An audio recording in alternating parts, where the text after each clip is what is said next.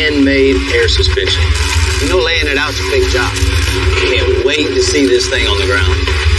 I think it's bad. 2016 Lamborghini Aventador. 0 to 60 in 2.9 seconds. Damn, we need to get this thing a little bit lower to the ground. The Lambo?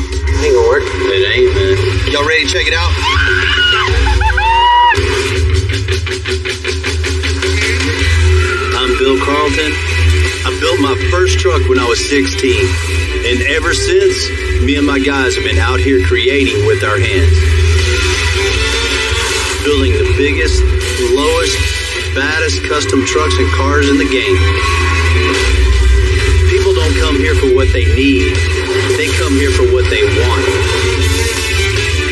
This is Texas Metal.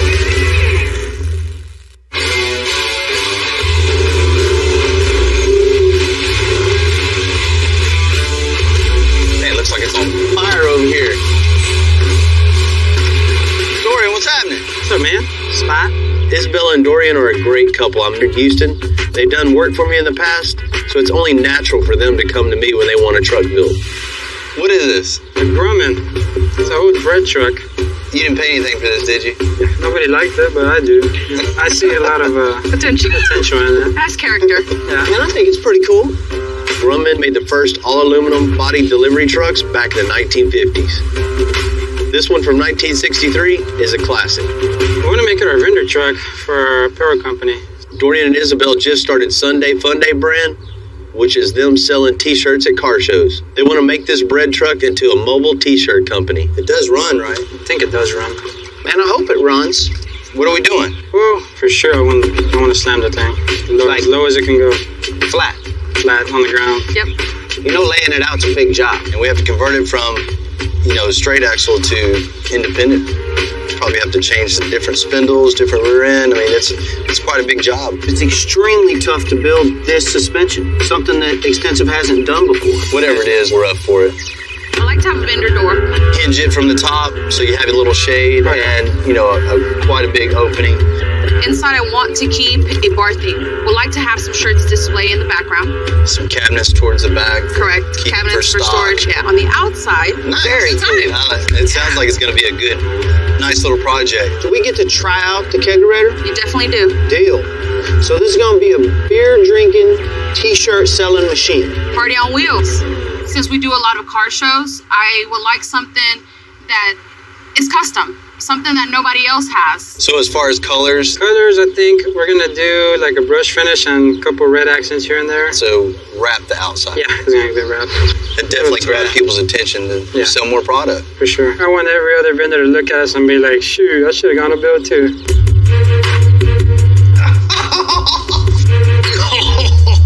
There used to be some chickens in there. I had to run them all, so Are there chickens in there now?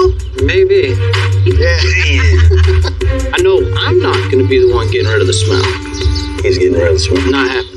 But we definitely got a good game plan, so let's just load this thing up. We'll get going on it. Yeah, sounds good. Appreciate it. Bread truck. Bread truck. It'll be all right.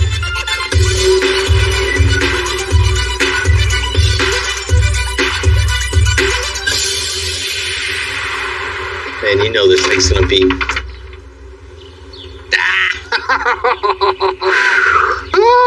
Hey, not me. He already knew. Man, look at Peaches. It's an unwritten rule at Extensive. The newest guy gets the most disgusting jobs. Good luck, Peaches.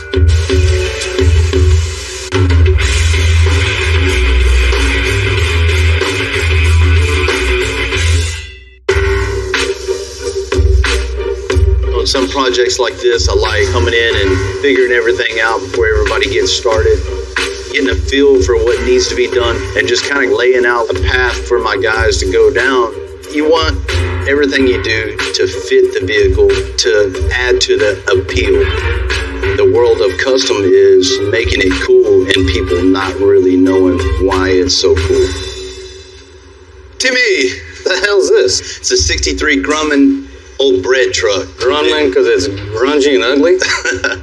Well, a lot of bread loaves been delivered in this sucker. They're about to fall apart. What's the plan? You know, it doesn't matter what Dorian paid for this old truck. Whatever we build at Extensive gets our full attention. I want to make it super custom so it can slam on the ground with in-shop, handmade air suspension. Then to hold up these 3 tons of metal year after year. We'll add a vendor door to sell. This front end's ugly. I mean, it is ugly. They weren't worried about any kind of style delivering bread back in 1963. We'll torch the old bumper and grill off, and we'll add something with a little more style. Make it lower, cooler, paint. I think the best solution for a vehicle like this is just going ahead and wrapping it. I prefer paint, but that gets expensive on these corporate builds where they want to change up every 6 months. Inside is a bar theme with dark wood and displays for their t-shirts. I'll add a jump seat so husband and wife can ride together to the car shows, and a kegerator with taps on the outside for the customers. Making money and drinking beer. It don't get better than that. Right. Good deal. Ready to torch this stuff up? Yeah, let's do it, man. Before we build anything, the guys need to tear out the wheels, the grill, and that rusty old straight axle suspension. To have all this rust, it'd be a little bit easier to knock these bolts off. You got your tetanus shot? Mostly we won't need it. Getting through this rust ain't gonna be easy. Can't even get a wrench on the bolt. I'm gonna go get the torch. All right.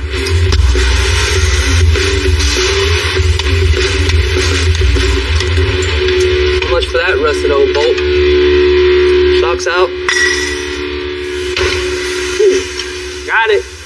We got this leaf spring on this side loose. We're gonna hop onto the other side and get that one freaking loose.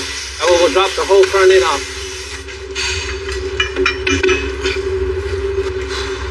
With most of the front suspension ripped out of the way, we're gonna go ahead and start torching off the rear leaf springs and axle.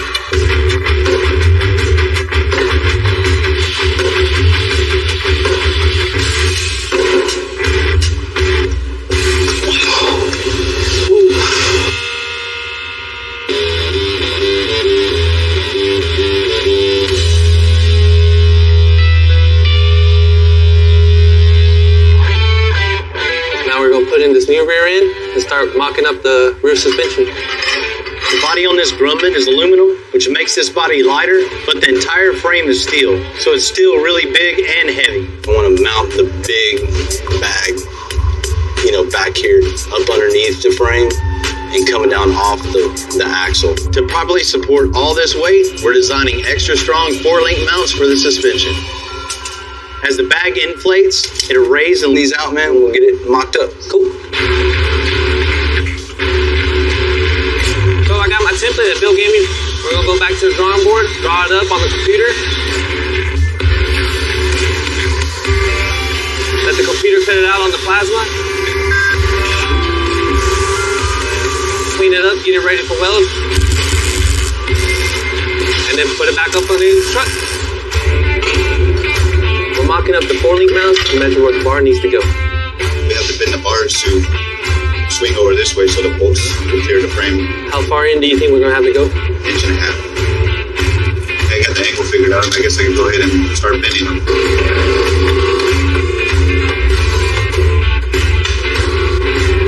Now Rudy's welding in the crossbar, which supports the upper bag mounts. Rodolfo. Hey, what's up? Man. Your well's getting better and better and better every time I see it. You putting the panhard bar on? Yeah, so I got the crossbar on here. I know we wanted to put it further back. It's ain't gonna work.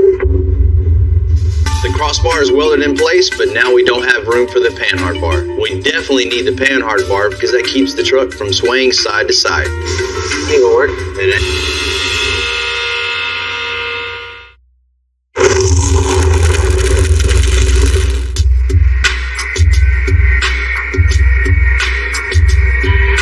Making everything custom like the air suspension on this Grumman, sometimes you don't see a problem till it's right in front of you, and the solution can actually make a better design.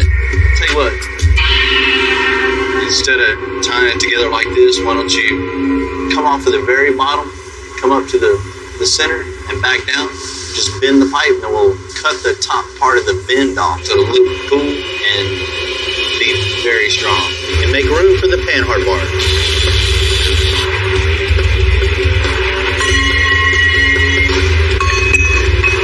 Well, I'm going to remake the center support bar for the two upper bag mounts so we tie it in to the frame so that all the weight transferred throughout the bag mounts into the frame and just support it even better.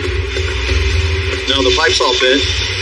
Take it over to the vertical bandsaw, notch it, cut the end off the pipe. It ought to fit right in place. Perfect.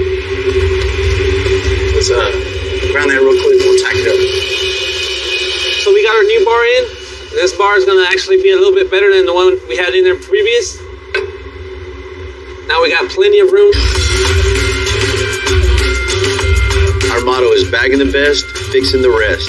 And Extensive has built its reputation on custom air suspension. Oh, dude! We can bag pretty much anything on wheels. Big or small, fast or slow, we can raise them up or drop them low.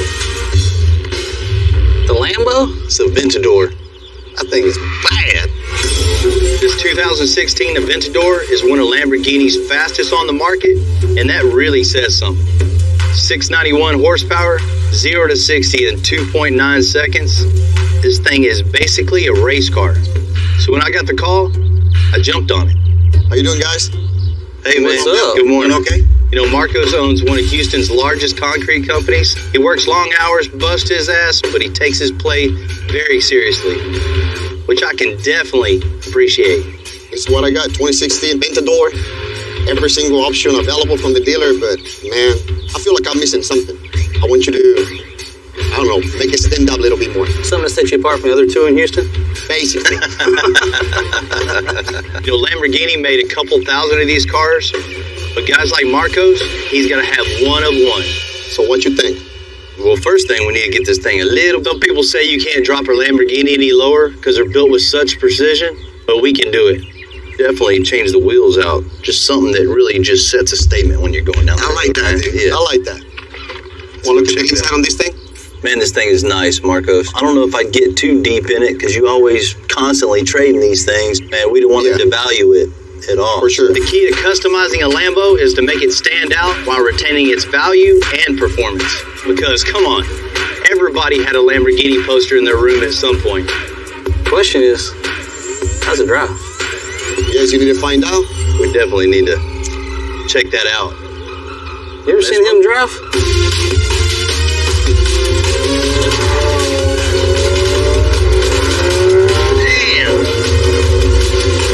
I can't wait to get this thing back to Extensive.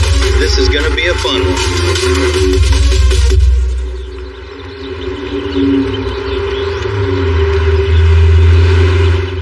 Man, matches my red hat. Employee Appreciation Day? Mm-hmm. Dude, that's You bad. wish, huh? Man, what are we even going to do to this car? And we're going to set him apart. Lamborghinis are known for their top-of-the-line engineering, so I want to compliment its performance fiber front spoiler, side blades, and wing. A set of red anodized wheels, and a new set of springs to drop this thing low as it can go. Man, what a sharp car. And we need to get these parts going, man. Let's get it rolling. Got it? All right. Speaking of rolling, this guy. How fast were you driving?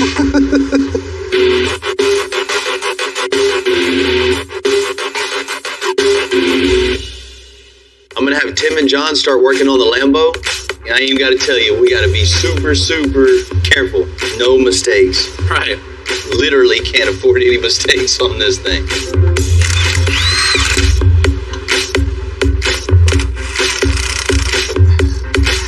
We're unbolting the old yellow stock springs off these struts, and we're going to be installing some new lowering springs that will allow this Aventador to go even lower.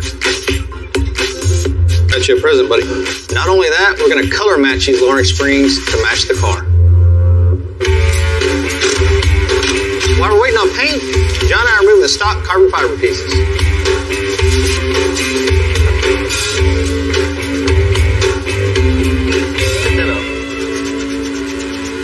Before we did anything, it was already scraping the ground. And of course, Bill is already lower than that one. Man, that's gonna be awesome.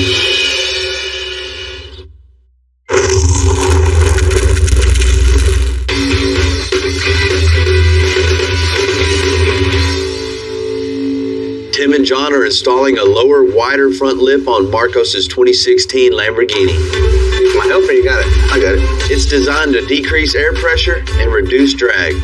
Extra careful, Tim. When you're bolting on the carbon fiber pieces, you need to be really careful. Real lightweight, but the stretch is super easy. If something goes wrong, you just can't really fix it, so that's what sucks.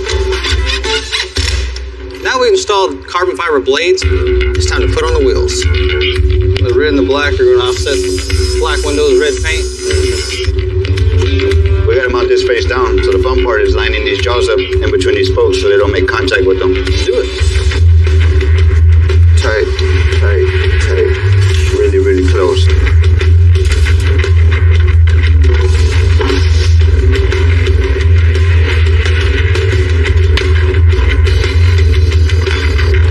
Gonna change the whole appearance of it once they're mounted up on there. It'd be badass. Lowered. Yeah, let's check it out.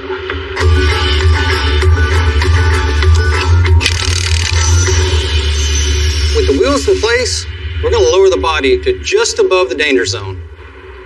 Look a lot better. Hell yeah. The shop did a great job knocking out the lowering springs real quick, and the red gives it the extra flair we're looking for.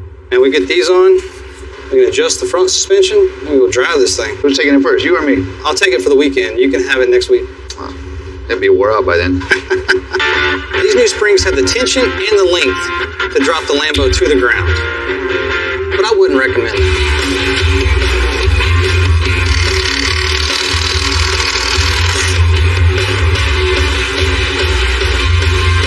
About 3 inches. You gonna measure it as I'm dropping it? And we're about 4 inches right now, John.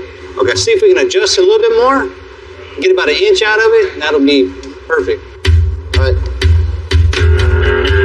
John's adjusting the springs in the front. When we adjusted the rear, we don't want it sitting like this. So we're gonna take the front down to the same amount and just be 1 inch lower all the way around. A little more. Tighten it right there. All right, let me tighten it up real quick. What are we looking like? I think we're good all the way around. It measures out. What we'll do is let it drive around a little bit and settle. We'll double check everything. Other than that, I think we're good.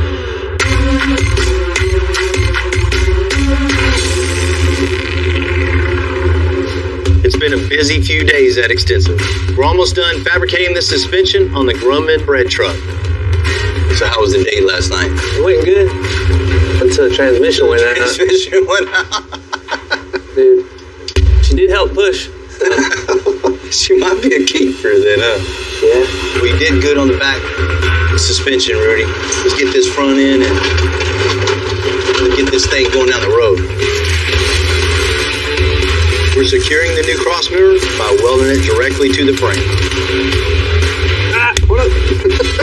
That one got in my pants. This will make it strong enough to support the front suspension. Just gotta make one more little cap here. That's it.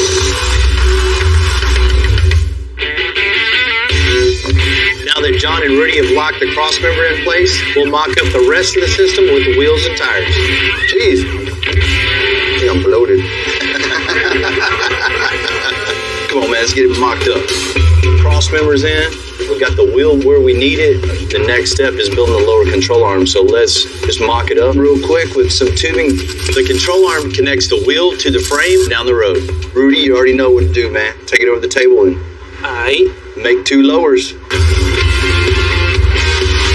We're going to use the mock-up here to set up a jig. So the main thing here, I need to replicate the same angle. So whenever the arm travels, it's going to have enough room to go up and down, and the ball joint won't bind up. This is going to be the key part of this control arm here. Once I get this figured out, situated and tacked up, then I just go ahead and start building the actual arms. Because the Grumman is so heavy, we need to make them extra strong at a 1-inch Schedule 80 tubing. Once the bag is bolted to the control arm, it'll pivot on the cross member, and the truck will lower down once the bag is deflated. Man, that looks good. Wheels stay straight, camber's staying perfect. I mean, all the way up, all the way down. I can't stand when you let the air out of something and just the crate looks broke. You know, that's the advantage of building the pivot points where you want them in the suspension, because you can just keep the control arms going perfect. Let it down one more time. going to be a badass bread truck.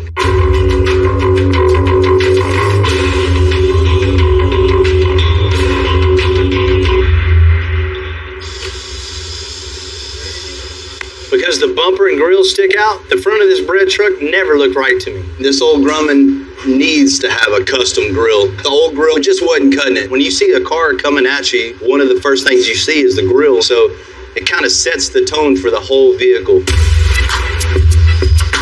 You want something with a little style to it. I'm gonna start by drawing out a new perimeter for the new grill and have Rudy burn it out.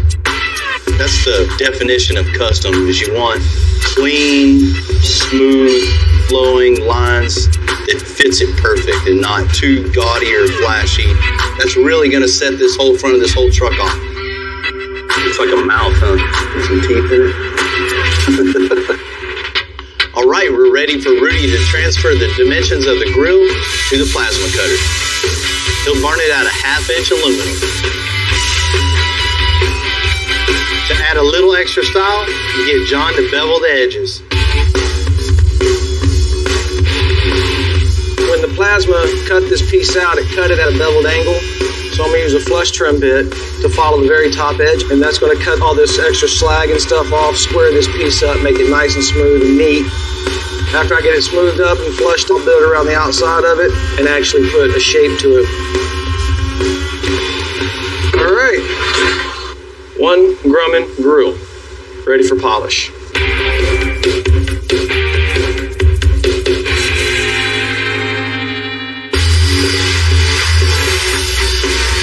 With the suspension built, John's installing the air compressors.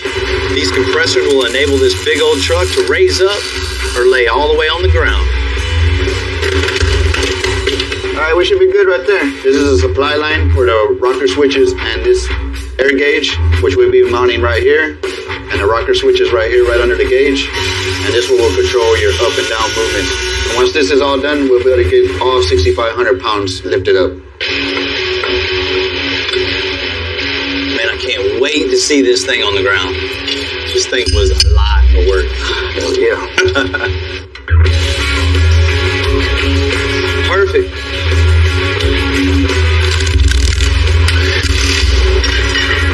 Will I drop it? Man, you do the honors here.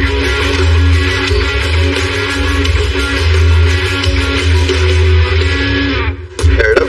Yeah. You ready to drop it? Sir. You got power? Yep.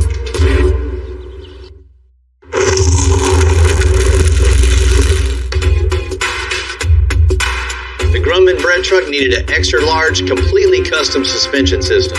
Now to see it flat out for the very first time. John, you ready? Yes, sir. We've been waiting a long time for this. Ready? Man, let's do it.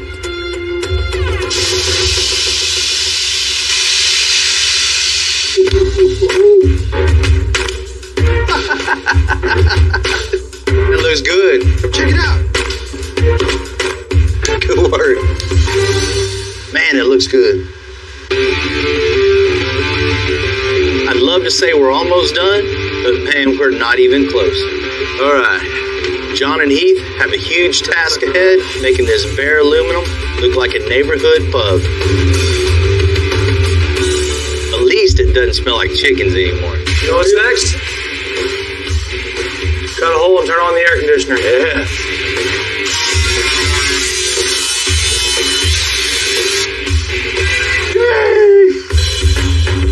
That has to go up there. I don't know how in the hell we're gonna get that up there. All right, the awkward elephant walk. I don't know about this, man. Look at that roof. I know. It's already sagging. That's why you're gonna crawl on there, not me. This will be fun. All right, I'm gonna get underneath, see if we can line this sucker up. It's like urban surfing up here. All right, right there, we're good. I bet it looks terrible on the roof under there. John, you gotta come check this out, brother. We gotta figure out something. Oh man, that's terrible. Thing's sagging bad. That's gonna leak like a sieve. I think we can go in here and make some braces, man, that come from this beam to this beam. Straight across, pop that sucker up. That way it'll strengthen this roof back up from all the crap we cut out of there. You don't have that issue. Yeah, and it'll hold the weight of the unit better. Yeah. That'll probably work. Done deal. Oh yeah. Science. Science. All right, let's get this wall put up. We'll move on to the roof. We cut each board separately because we keep the grain going through the whole piece. So we have to cut each full-length piece into separate sections. We're attaching the wood with a combination of glue and nails. It's not our usual interior, but it's going to look pretty kick-ass. I think that's about as far as we can go.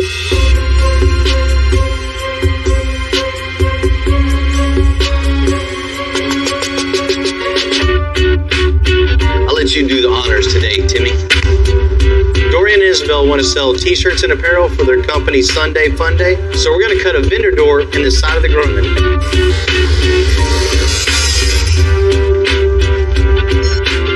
Hell yeah. I'm ready to see this door fits. We're securing this pre-made door for easier access, like a glove, and a quick install. Alright? Yes, sir, I can help you. I'm selling tacos, ice cream, t-shirts, and... Hey, it's talking to you.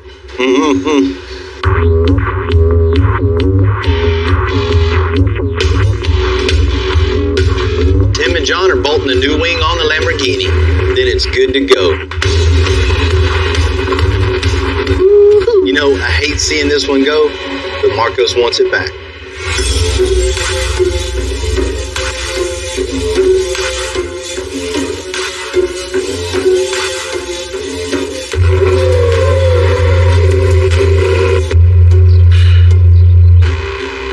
To deliver this 2016 Lamborghini back to Marcos, I asked him to meet me at the local airport.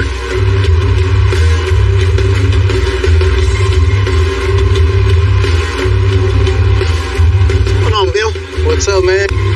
You know, the reason I picked this spot, there's a lot of open runways, and Marcos can get down on it. I'm ready, dude. I'm ready. I think you're really going to be impressed with this. Oh, man. Look at that thing, dude. Wow. That's awesome, dude. Look at that front, bro. Man. Oh, dude. You gotta be kidding me, dude. That thing even go lower, dude. Man, Bill, you went above and beyond, brother. Oh, dude. Tim. What the hell, dude? Look a little different. Man, you guys did it awesome. Man, dude. Low enough for you? I was not expecting that low, but that was cool, man. Look at those wheels. You went above and beyond on those wheels, dude. You see the stance, man. We had to make that thing a little lower, man. You For just sure. had too much fender well gap. All I can tell you, go through extensive, and it goes down. Man, the other thing, remember in the back when you look through the wing right here? Right. Man, we got you some different ones, and then Bill couldn't let them go black, so he No, painted we them to had to match color the match. car to give a little bit different touch, That was cool as hell, dude. just to stand you apart from everybody else. Definitely. That's exactly what I was looking for. Bill just did the right thing for me. I mean, it was just perfect. Looks really cool on the outside, dude. But how this thing drives now? Let's go see.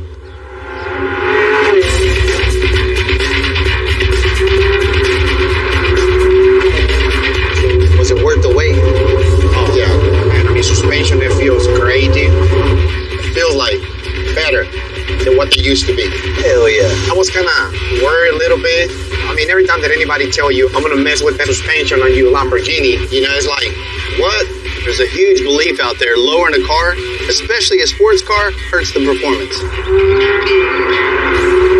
Man, I love proving naysayers wrong. So what you think, man? Is this what you wanted? This is awesome, dude.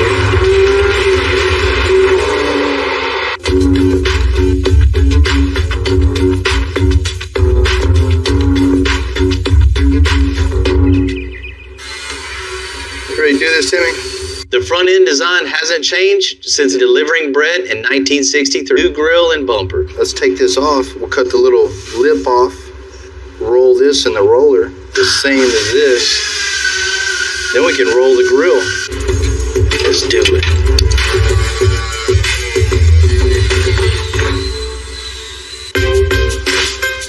I'm gonna roll this lower panel to fit the curve on the front of the bread truck.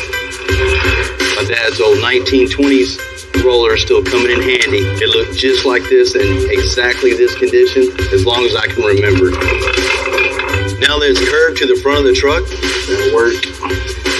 We'll secure it with a few rivets and get going on the bumper.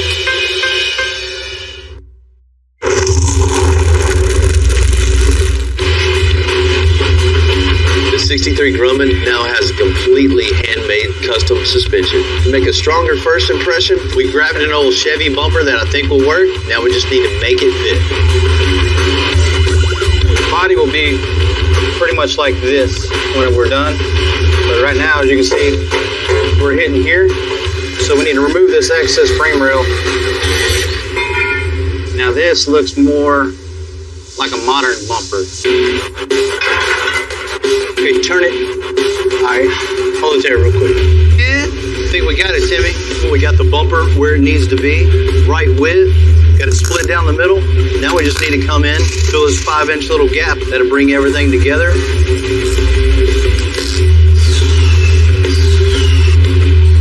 When we're done, this new bumper is going to look like it should have been designed this way. I like it, man. It's way, way nicer, all sucked in, pushed back. And it fits really, really good to the truck. Looks like it came that way from the factory.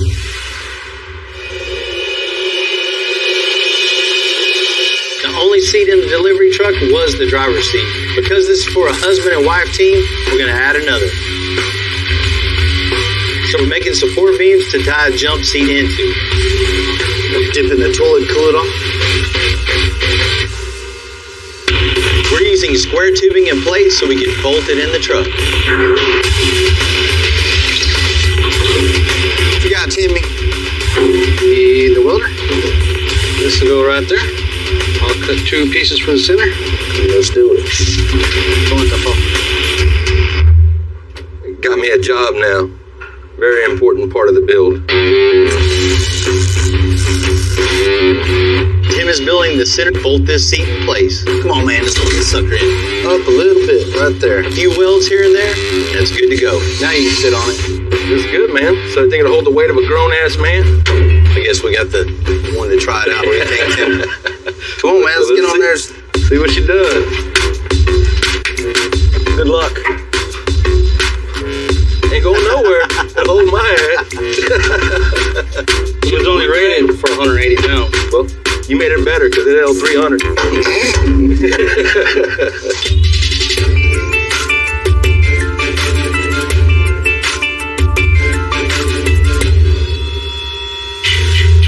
Because this is a corporate build, we really want the customers to see this thing from a mile away. We've created a great design, and it's a huge challenge wrapping this entire bread truck, but John and Jose are definitely up for it. With these old builds, there's a lot of issues that come up. This one, it's not completely flat. There's a lot of different curves, different shapes, small body work here and there, some hinges and bolts that we have to work around. There's nothing that we can't handle. Once the vinyl's all installed and it's all matched up, we use a little heat and our squeegees and work down every seams and body panels and QC it, and then we're done. Yeah, this is gonna look sick.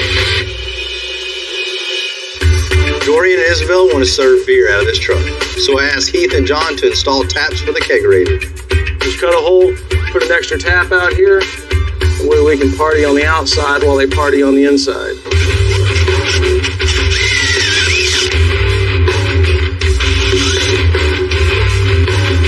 Yeah, that'll work. Let's get the keg in here and get to drinking some beer. We got these in. Now we'll just get inside. We're gonna plumb up our taps. You got it? Yeah, I got it.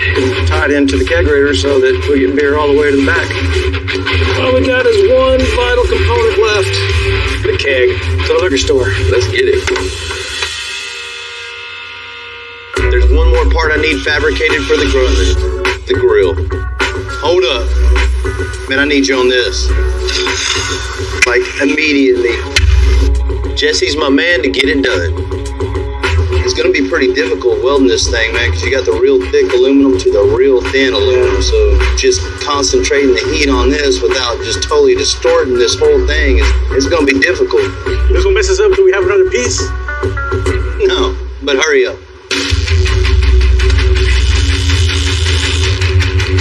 If I mess this one up, it's gonna set it back about a day or two or more. When I start to TIG, I gotta feed the rod into it at the same time as I'm pushing in with the torch. That way they can fuse together before the mist starts melting and messing up the grill.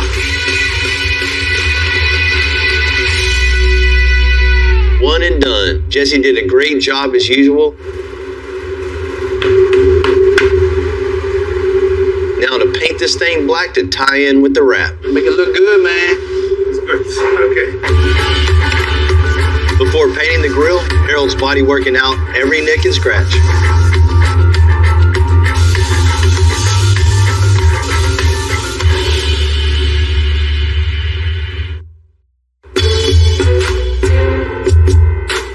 Just got out of the shop, headed to pick up a neon sign for the bread truck we're building. Luckily, I get to get out and see Houston. I have to constantly be on top of these parts. When the guys are building vehicles, they need parts. Is everything? Man, it's everything. And if they don't have the parts when they're ready to put it on, then it costs time. And time is money. So basically, my job before they need it.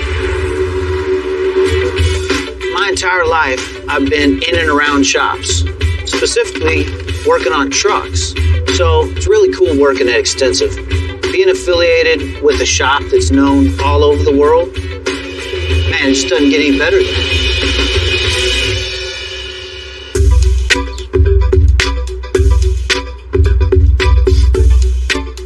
How you doing, Spot?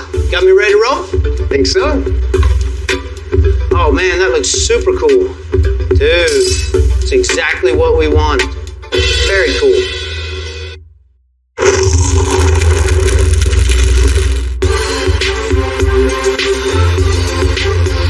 Before we give this bread truck back to Dorian and Isabel, as a t-shirt selling machine, there's a couple more things we need to check off our list. We got the truck all wrapped up. Now we just have one more thing to do is just add the wrap to the wheels.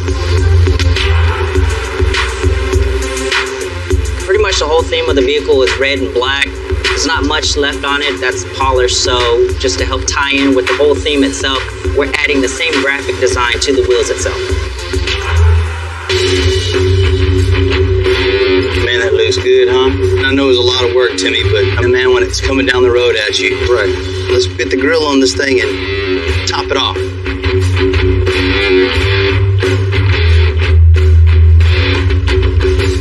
Man, Timmy, this thing looking good. That looks real good. Kind of completes the whole truck.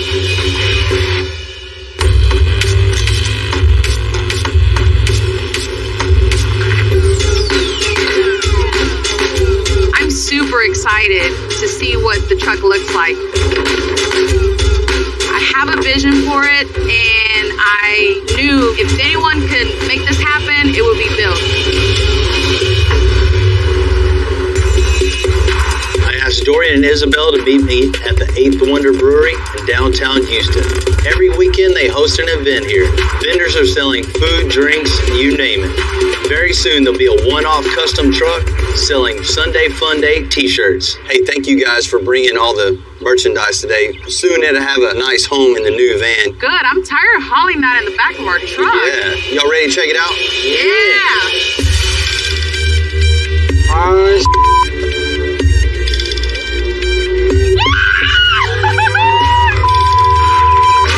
Yeah. Jeez. Yeah. Awesome.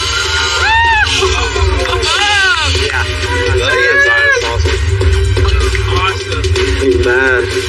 I'm shaking. When that thing hit the floor, man, they loved it.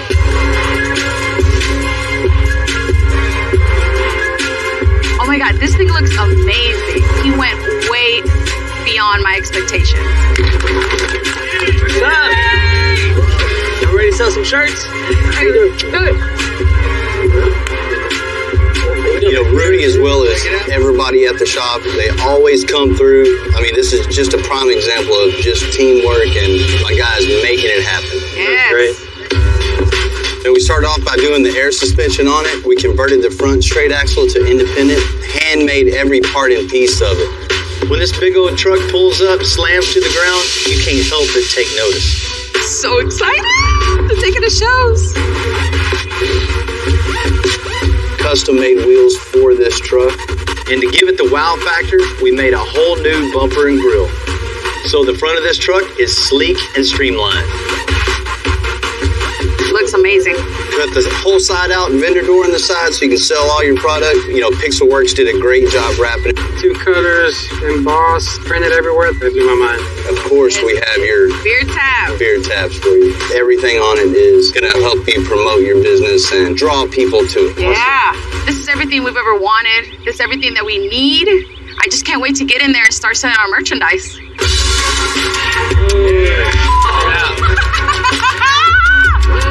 This is amazing! You open the door, those guys were just blown away. I mean, they had no idea. You know, you wanted the bar feel. Yes! So, this is awesome. This is crazy! Not so many more chickens in there. This is amazing! The whole interior with the wood inside, how they redid everything just real nice and subtle. It looks awesome. I knew you guys were the ones to come to help us out with this build. I think she likes it. I think it's awesome, man. You guys ready to check out the taps? Yeah! Well, cool. Let's get the product loaded up. We're ready to sell some. Here you go, buddy. Once we open up our doors, the people just flooded the truck. Do you have like extra small or small? Mm-hmm. Yes, ma'am.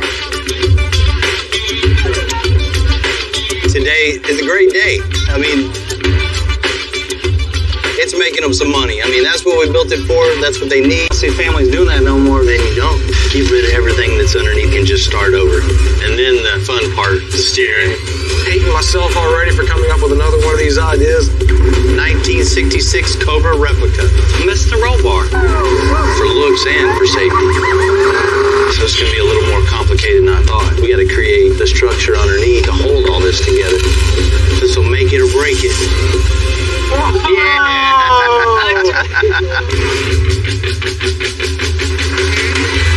I'm Bill Carlton. I built my first truck when I was 16. And ever since, me and my guys have been out here creating with our hands. Building the biggest, lowest, baddest custom trucks and cars in the game. People don't come here for what they need. They come here for what they want.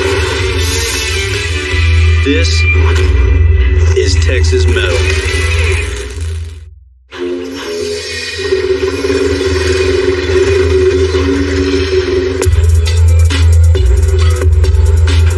None is important to me, but some builds, they just take me back. Hey, what's happening? Hey, how you doing? Scott. Bill? Nice to meet you. Nice to meet you. This thing's cool. It's definitely unique. 1965 Ford Falcon. My dad used to have one similar to that, man. I learned how to drive down this road, and I was sitting up in his lap, and I remember steering this thing and not going anywhere. Yeah, right. That's about what it is now. The Falcon was Ford's answer to the VW bus in the 1960s. Unlike the VW, the engine isn't in the back. It's right in between the driver and the passenger seat. I brought it here to let you work your magic. Ooh. I got 2 little ones and try to take like 3 weeks vacation on the road a year driving around, get out and see the country. That's really cool. So you need something comfortable, reliable, and safe. And cool. And cool. Getting my daughter and son excited about custom cars and maybe have them riding around in something custom someday. It's a cool thought. Let's check this thing out. All right. Man, this thing's really nice in here. But just not for put your family in and go across the country on. My wife will not drive cross country in this car with me. What kind of engine's in this Where'd thing? you see this? That's definitely not going to cut it. We might as well give it some power for Dad on the weekends. That'd be nice. Yeah. That'd be nice. An engine change out is an absolute necessity. It has to be something that, you know, I can actually keep up with traffic these days. You know, the dash, we'll start over, put new gauges in it. AC. It'd be nice to have a little AC. As far as the running gear, we just need to get rid of everything that's underneath this thing and just start over. New engine, trans, independent front suspension, rack and pinion. Make this thing drive right, because I know it's all over the road right now. Let's check out the rest of this thing. Got plenty of room in it. A lot of studio space in there. Yeah. You're wanting something nice, comfortable for the family, for the kids in the back. You want like TVs, iPads, anything like that? No TVs. Stereo, music would be cool. We got to think about it being unplugged back here. Use the windows as the screens. You know, I get where Scott's coming from. Totally unplugging, getting out, seeing the road, and letting the family enjoy what's out there. I wish my kids could do that. Let's go make it happen. Great.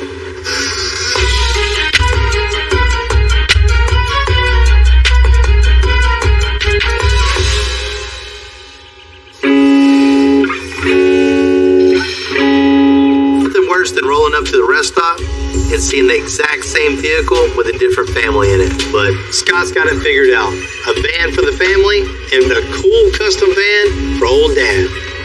Why get something that everybody else has? Customizing a car, a truck, there's a little restrictions, but when you're customizing a van, there's a lot of room for improvement.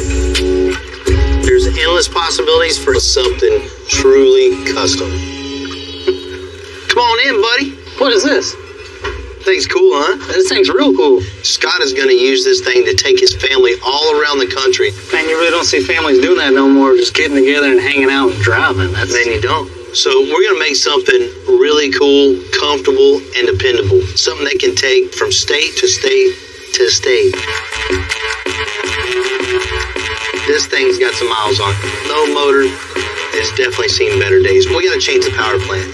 I'm thinking it's a Ford truck, so we got to stick with the Ford engine.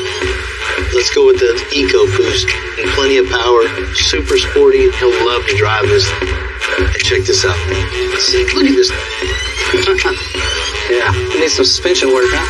It needs a little bit of suspension work. We're going to go through this whole thing, front to back, bumper, nice rack and pinion on this thing, and something that's really stable and tight and fun to drive. Going from that, reconfigure the dash. He wants AC in it, of course. With all this glass in it, It's going to get super hot. You know, this interior, man, has got a ton of room. This is going to take some work really dialing it in. So Heath and John really got to get creative, use this space wisely, and make it comfortable for the whole family to be in it. You sure you want to give Heath and J-Live just free reign to do whatever they want here? No. There'll be taco sauce all over this thing. 4 disco balls and 15 speakers right here.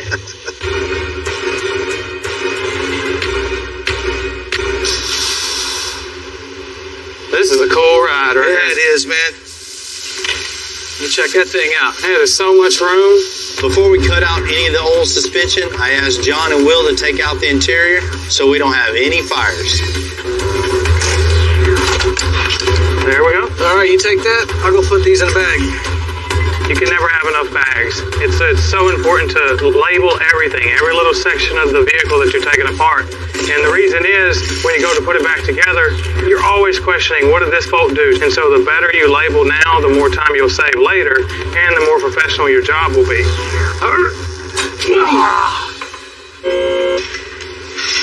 Man, vehicles have came a long way since this was made, huh? Mm-hmm. First thing we're going to do on this is just rip out all the suspension, motor, trans, rear end, the whole drivetrain. Let's have a bare van body underneath this thing. So we start fresh. Cool. This van's got problems, I got solutions.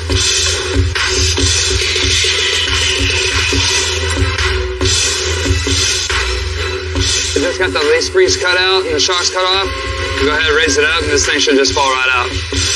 I'm gonna do the exact same thing to the front.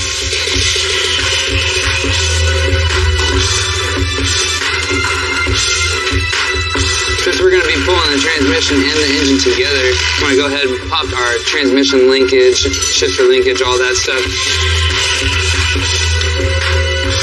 Take a couple bolts out on the bottom. Things should come out pretty easy. Now I got the big factors out of the way. I can come through here and just tear this thing down completely.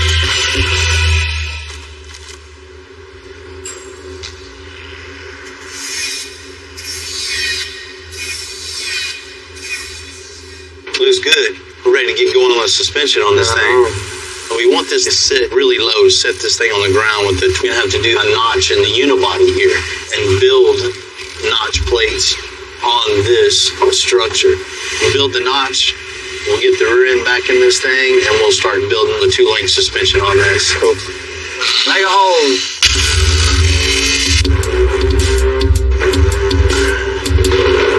This whole van is a unibody construction. What that means, there's no full frame underneath this. The frame is actually built into the body, which gives it the strength and rigidity.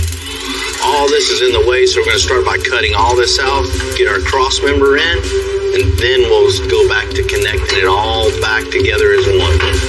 So you see the line, how everything lines up with the top of the frame rail. This is exactly how we want it. Perfect line, straight across. It's going to be level with the top of the frame and the bottom of the frame. Once I get this tacked in, I can cut the bottoms of that off to where they're even with the frame. Now that I got the ends cut off, I'm going to go ahead and make all the pieces to box this in. It's all going to be out of flat bar, same size, same thickness. So I'm going to make everything all at one time. I'm just boxing in the C-notch right now. Just all those pieces I cut out on the iron worker, tacking them in, making sure everything's square and true. And just get this all tacked in, weld it up, then I'll be ready to cut out the center.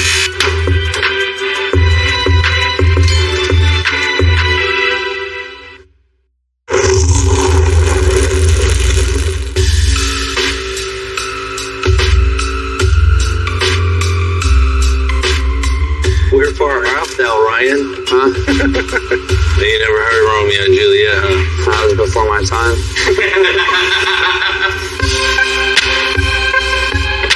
You know, this old Ford Falcon van came with the straight front axle. We're going to convert it to an independent front suspension. Ryan finished the notch on the rear end. Now he's making space for the new front suspension and the cross member.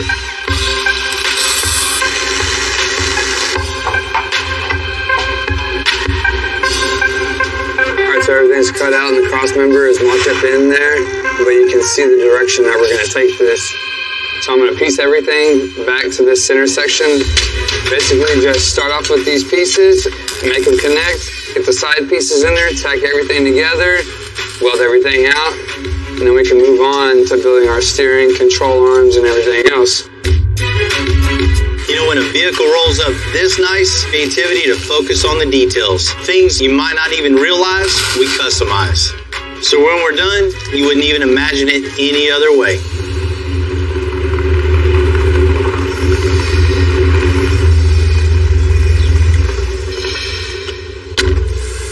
What's happening? Hello, how you doing?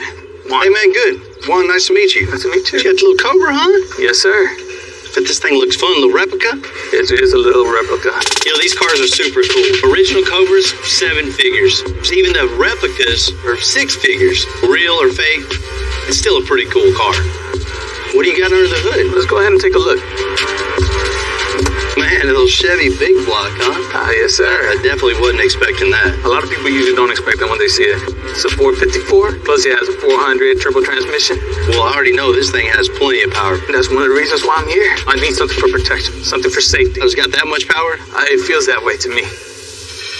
I can definitely see a roll bar back here. You know, that's one thing it's definitely lacking. And for looks and for safety. I like it. I think to really get the feel of it, to really see what you need, I might need to drive this myself and kind of see how it feels, you know what I mean? Hop on it. Yeah? Yeah. You know, when you're building safety equipment, see what the car feels like.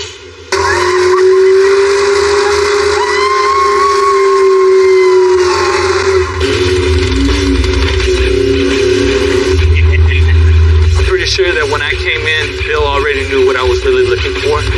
Any excuse to get it out on the open road, hey, spot by me. This thing rides good, handles good, looks good. But I definitely see what you mean. You know, at times it feels kind of squirrely and unsafe for sure. Just because it has so much power. I appreciate you letting me drive this thing, really getting a feel for it. It actually does help with the concept of the styling of the car. Yeah, that's the only true way to get an understanding and seeing the need for it. For sure. Or maybe, yeah, it does need it. know something, wasn't it? This thing's fun to drive for sure. We'll take care of it for you, man. I appreciate it. Let's go do this paperwork. Thanks, sir.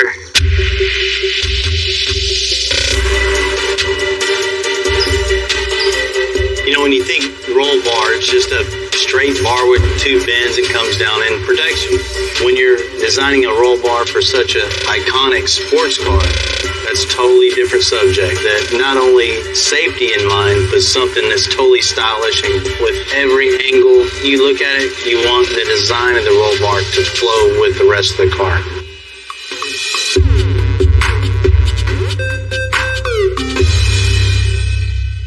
Oh, here it is. It's not bad, not bad. What are we gonna do to it? We're gonna body drop it. Come on. No, man. I mean, you see, this thing's missing something. Missed the roll bar. You know, this has a big block Chevy in it, runs super good. If he's not paying attention, he's gonna need some extra protection in this thing for sure. Definitely. That's a good idea. You've seen the ones with the loop back here in the big bar in the back. We don't want that. We want something that has clean lines with it, something that emulates the front curvature of the glass. So when you're behind this thing, it just matches perfect. And not only from the rear angle or the front angle, from the side too. We want to slope this thing so it all flows together. Once we get it all done, we're going to chrome it too so it matches front and rear bumpers. So I understand the idea you want to do. How are we going to angle this down to the frame? Man, we're just going to put some plates here and bolt it to the fiberglass so it looks cool. I know better than that. No. You know, I haven't taken all this apart to really see how to tie it in yet. You know, that's what we need to do next. Strip it out and strip the trunk for a solid foundation. Okay. All we're going to do is get to it. Yeah, let's do it. It's kind of crazy. That's what holds the seatbelt on.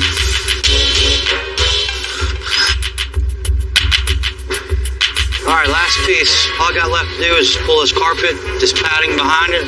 Then we'll kind of be ready to start figure out how we're going to put the roll bar in here safe, and then we'll worry about how we're going to style it. Oh, got it, huh? Yeah, How you do that? Man, there's just nothing to tie anything to. No. Not only are we going to have to create the roll bar itself, we got to create the structure underneath to hold all this together. So it's going to be a little more complicated than I thought. You can't mount anything to just fiberglass. You got to have a backing support. Perfect. Going to the frame to really make everything super strong and super safe. All right, man. It's in there. Then we got our foundation. This is going to be, you know, like the cherry on top of this whole car. Let's get this cut. This will make it or break it. I didn't want to put a roll bar way back here in the back. In my opinion, it looks a total afterthought. That looks better already. Right? I want lean and flowing, so we had to cut the corner of the body out. It's a real subtle difference. I mean, that's what you want. When this thing is done and finished and painted, you will never know it was ever messed with because the lines are still going to flow and look like it was originally made like that. We're going to roll this pipe so everything has the same flow.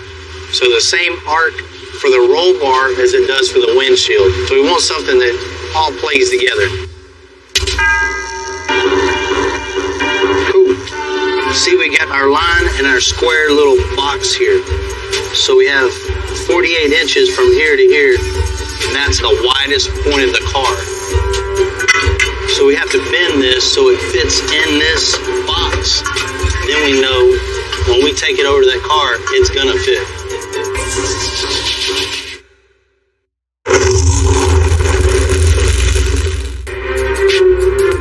This might be a replica of a 1966 Cobra, but it's got a real deal 454 Chevy big block. So the roll bar we're making, it has to protect the passengers above all, while also looking like the Cobra should have from the factory. It's got a pretty damn good flow. Maybe a quarter measure all day long, but especially something like this, it's pretty damn close. Everybody's going to be looking at it. They're not going to be measuring it. Did you ever get in trouble for standing on the couch? You really want to check every angle. Sit in it real quick, Jim. You want to really get back and get a feel for the overall car itself in relation to what you're building to it. That looks real good. I like it. It looks nice. Let's tack this sucker on. The next step of this thing to making it one whole unit is connecting the outer plate to the inner plate and making that plate go all the way down to the frame. We have our plates on the frame, so the next thing is making the pipe from plate to plate. So we're gonna put the wheel on, drop it down. Let's see where this thing rides at and how much room we have in between the wheel and the bracket. We definitely don't want the tire to rub. That would definitely cause a blowout, and we don't want to test out a roll cage that quickly.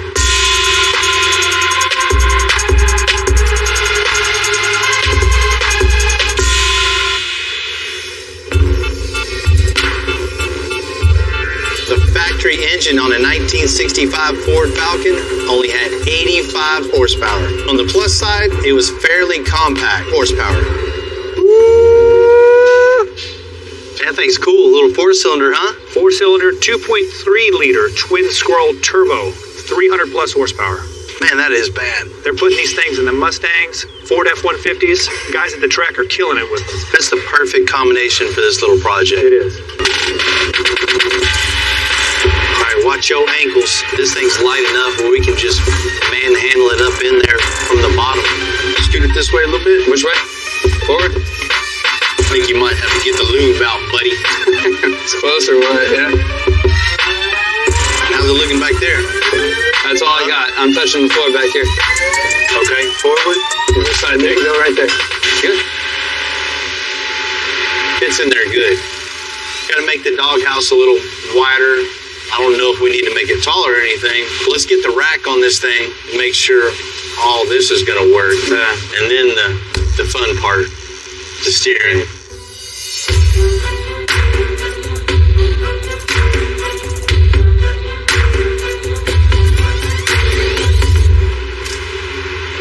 That's looking real good. Got the radiator in, rack mounted.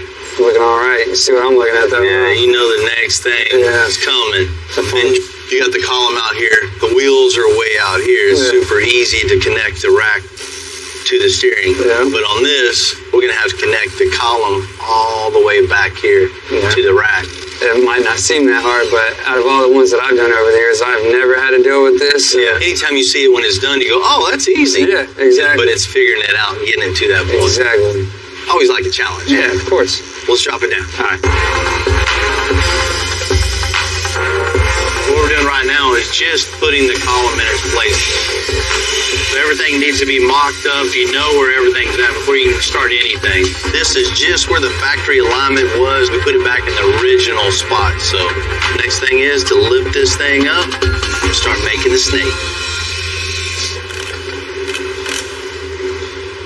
You see how much room we have here is not very much at all. So we got the column as far into the van as possible, but it's still a little too long. Let's cut the end of the column off. All right. And then we're going to drill a hole in it all the way through. All right. We're going to cut you a little piece of the double D. So we'll use this little knuckle here.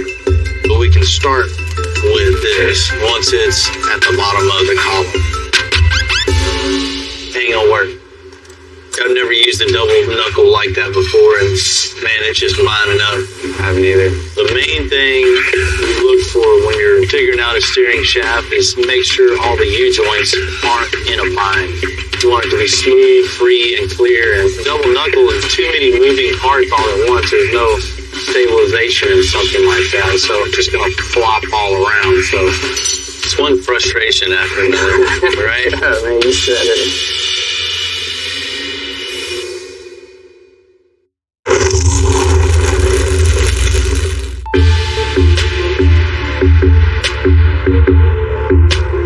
Because we changed the 1965 Ford Falcon van to independent front suspension, we knew getting the steering configuration was going to be a lot of trial and error. What's up, fellas? Look what I got here. Buddy? Oh. Fresh out the box. That's what we need. A 90-degree small gearbox. Hopefully, when we turn left, it goes left. When we turn right, it goes right. If your calculations are correct. We'll see once we get all this in. Cool. That's how I deliver. Appreciate it, Tom. See ya. It's going to make life a lot easier. Let's pull the column back. Let's get this in place and slip. As high as I can go up without taking everything apart. Up. towards the bump. Not quite that far. All right, that's it. Hold it right there just a second. Cool, let's make the bracket for this And just continue the snake. I'm making a bracket for this steering box to hold it exactly where we want it. Just take a couple pieces of cardboard, make your template, get exactly how you want it, and then boom, go over there and make it in no time.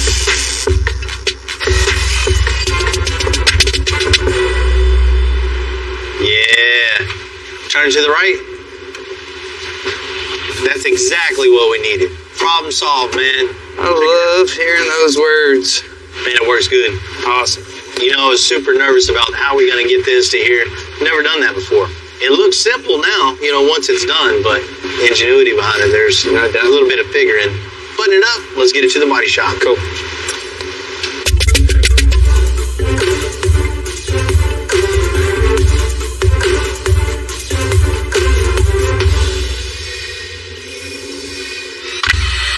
The roll bar is getting chromed on the 1966 Cobra replica. However, there's one thing still bothering me. There's just a hole drilled in. I mean, I don't get it. I can't believe somebody thought that's a good idea and that would be safe. We have to address this. We're going to come up with a way to make a little bracket to tie it into the frame. And that way, this thing is safe and secure, and it's a total, complete, safe package.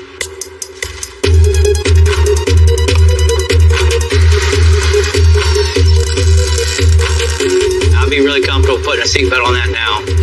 It's not just the seat belts, the seats are also bolted to the fiberglass. So we're going to fix that too with some new brackets.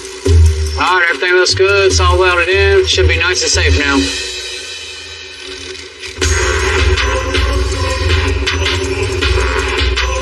We're going to push this thing in for a quick body and paint.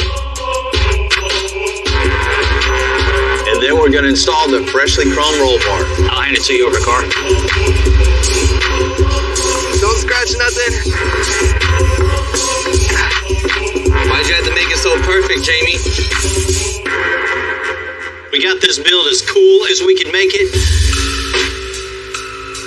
It not only looks better, but what's really important, this thing is a lot safer than when it pulled up. That's how I'd want it for my family, for sure.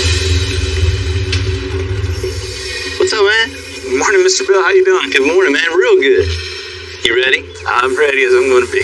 I know when you came in, you know, you had a couple issues with that car. The car looked cool, but there was nothing to keep you safe in that thing. We got you definitely hooked up on this. That's the reason why I came here. You ready to check it out?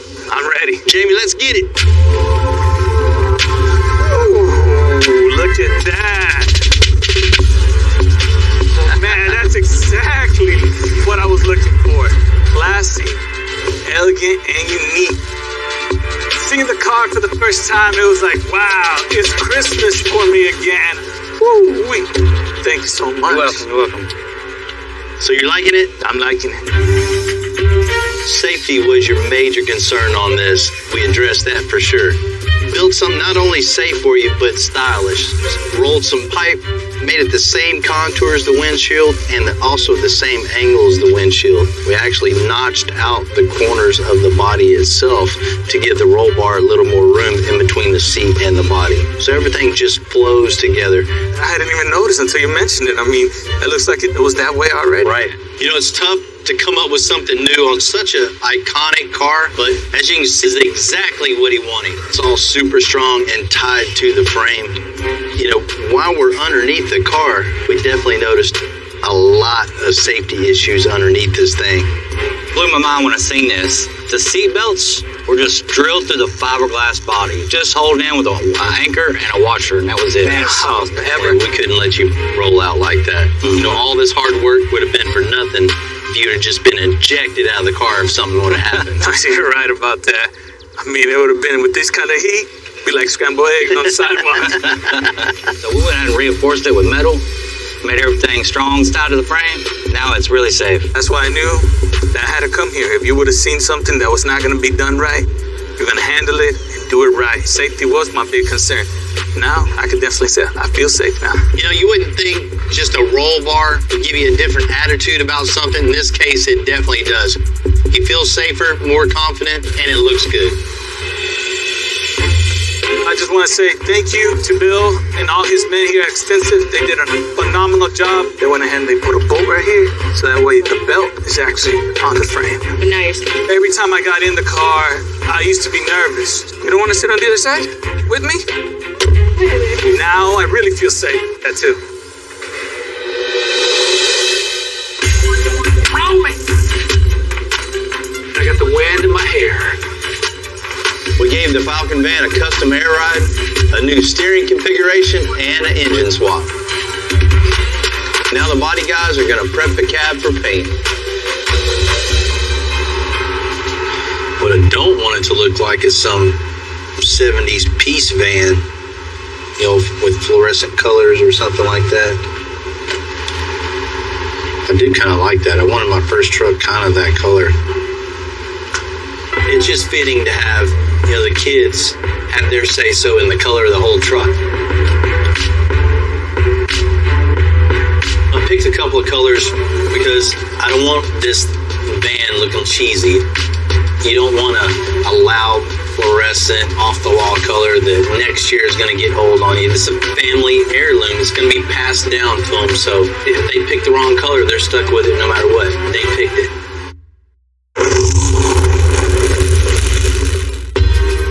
You know, a huge part of the custom world is dads handing down their passion for cars to their kids. That's how we keep this whole thing going. So we just love how Scott's getting it. What's happening? Hi, Bill. Nice to see you. I got Heath here. Hi, guys. Hi, Heath. You guys ready to pick some colors? He's so shy. Ready? This is the brown. No, I don't like the brown. Okay.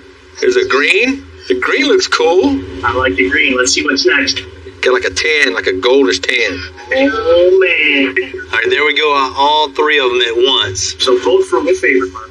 I like green. Green's your favorite, Cole? What's your favorite? My favorite is tan. Your favorite's tan. All right, Scott. You're the tiebreaker. Maybe we could do green layers. So I think it's going to be green. Green it is. You got it. It's a great choice. All right, guys. Appreciate your time. Thank you, guys. Hey, it was nice to meet y'all. Nice to meet you. Bye. Green it is. You know, all honesty, that was the color I was hoping they picked. This green is really going to make the whole thing stand out.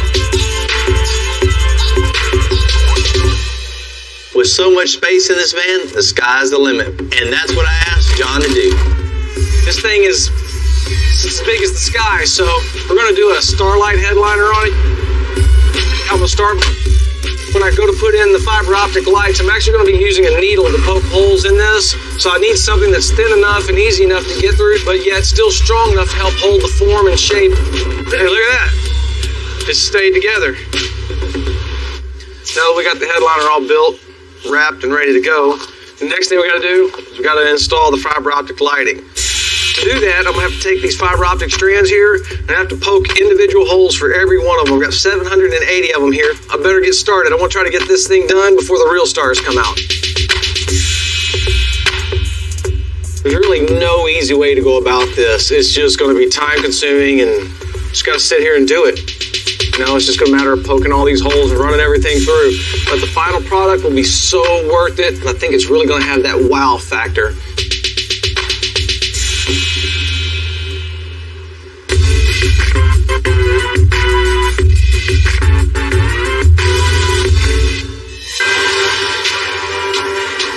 Rather than using the old windows on that fresh paint, Chad's going to make some new ones by hand. Okay, what we're doing here is they don't produce a lot of these windows, and it's hard to find one that's in a good shape with no scratches, so we have to make our own. This glass here is actually laminate glass. It's 2 pieces of glass with a piece of lamination, cracks in it, doesn't shatter. And what I'm doing now is I'm scoring the glass to get through the first layer. Well, the glass is really a delicate material, so what I have to do is I have to get in here and I have to break it through.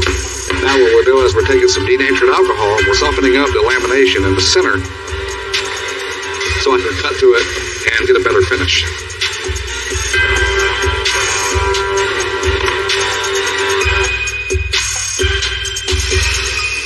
There we go.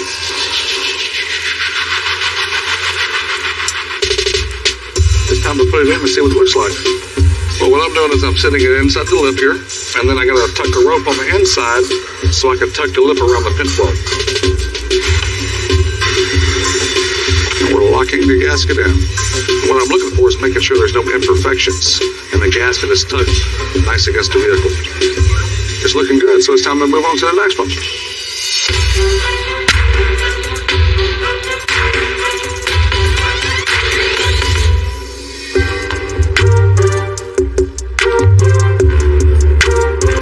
After 4 long days of dealing with this and poking all these holes, finally have them all in. As you can see, there's a ton of fiber optics here.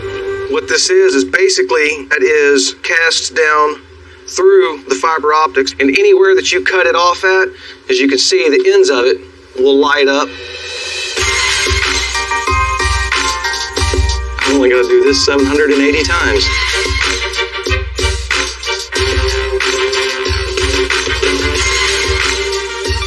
It's about halfway there. 780. All right, let's see what this thing looks like. It's looking stellar, you could say. Kids should love it. That's so cool. Yeah, man, it's gonna be like camping out at night. Yeah, just riding along, looking at the stars. All we got left to do now is get this thing installed in the van and get all the trim work in around it. You know, it's pretty cool. I think back of all the days growing up with my dad, working with my dad. He loved welding and fabricating, you know, and taught me that skill set. And I applied that to the car aspect. Totally opposite. Totally opposite for you. Your dad was everything into it, but not a welder, fabricator, nothing like that. Me and him are a lot alike. My dad's all in the cars. I would have rather been in the shop with my dad getting dirty rather than sitting at home on the couch. You know, they inspired us and footprint on our children. Mm-hmm. Dude, my kid is 4 next month, and he's really taking a liking to all this stuff. It'll be really cool, you know, to see him kind of follow my footsteps. That's it. Keep it going. Keep it going, man. The most important part is showing your kids your passion for something. Yeah, it just gives them a little want to, you know what I mean? You gotta have that want to. If you don't care to do anything, you're never gonna be good at anything. Thanks, Dad.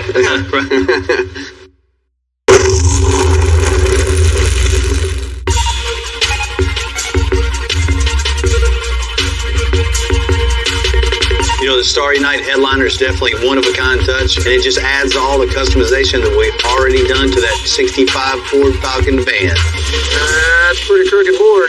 When I finished up the Starry Night headliner in the van, I thought I was done poking holes, but as I sat there, I thought about a way we can incorporate the starlights into the seats as well.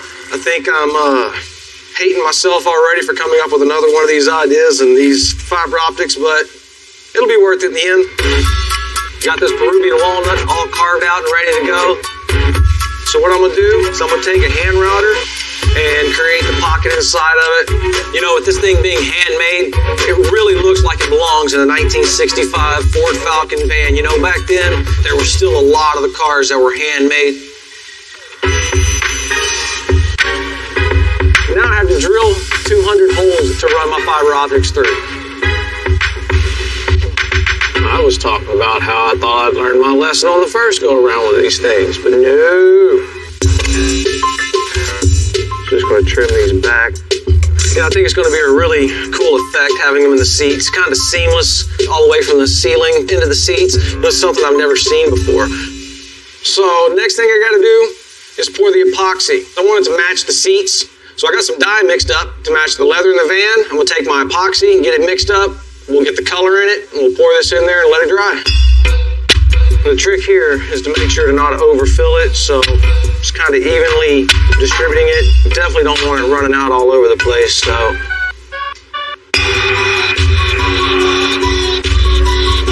right, now that I got the seats all covered and everything, the next thing I got to do is just get the nerve up and cut this thing open. Oh, it's a sickening feeling. It'll so be worth it.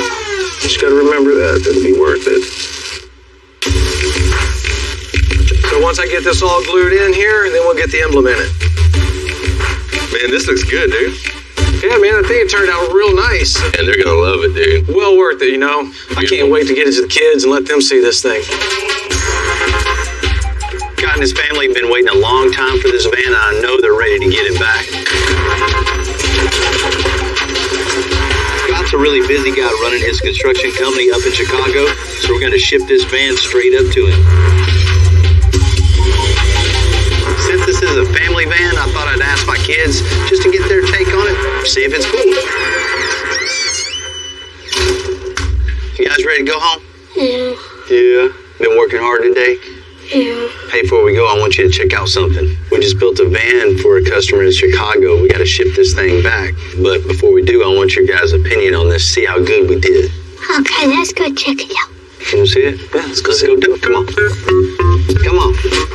So I want your guys' honest opinion, okay? Okay. Not just because I'm your dad. I want you to really tell me what you think, okay? Yes, sir. We've seen a lot of like what our dad does around here. He just never really asks for our opinion. This must be like a pretty special one. John's bringing this thing out right now. It's going to be here any second. You know, the moment of truth, I hope they like this.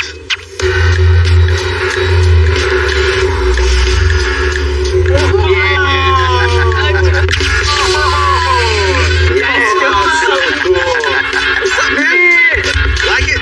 Yeah. Oh. That's really cool. The green makes it so good. You know, when this van came in, it was in decent shape, but it wasn't in this good a shape. We had to rip out all the old suspension, and we put brand new air suspension on this thing with rack and pinion steering. It drives like a modern car should. The way it sits like really, really, really low to the ground, so cool. Right? Yeah. It gives a little new little attitude. You know, we spent a lot of time on the suspension and steering on this van, but you know, the kids would never know that. That's all they want to see is just this thing go down the ground and get really low. And the old engine just wasn't cutting it either, so we got a brand new 4-cylinder turbocharged in this thing. That's cool. That's why you hear that nice little blow-off valve when it comes up. It goes, it's got plenty power. Of course, we had to have upgraded brakes, big wheels, freshened up all the paint, and all new chrome. And I really, really like the color. I think it makes the van It's pretty unique. His kids picked that color out. They have good taste. Yeah. You know, I spent a lot of time on this interior thinking about my kids, his kids, me personally. I love it, but I can't wait to see what you guys think about it. You want to check it out? Yeah. Check this out. That is very I like the lights. The stars make that so nice. John's got a lot of time in this thing. I spent at least a week poking holes and running lights. By the end of it, I was done with it. Right. It looks worth it. It was well worth it. Yeah. I'm very happy with it. That being in this van made it 10 times cooler. That's stuff we don't see every day in a van. You guys get in there and check it out. Yeah. Heck yeah. They're really comfortable. Right? Yeah. I love how many windows there are. The lights look better up close too. You know, you guys are so busy looking up there, you didn't even notice there's no TVs and no screens anywhere in here, right?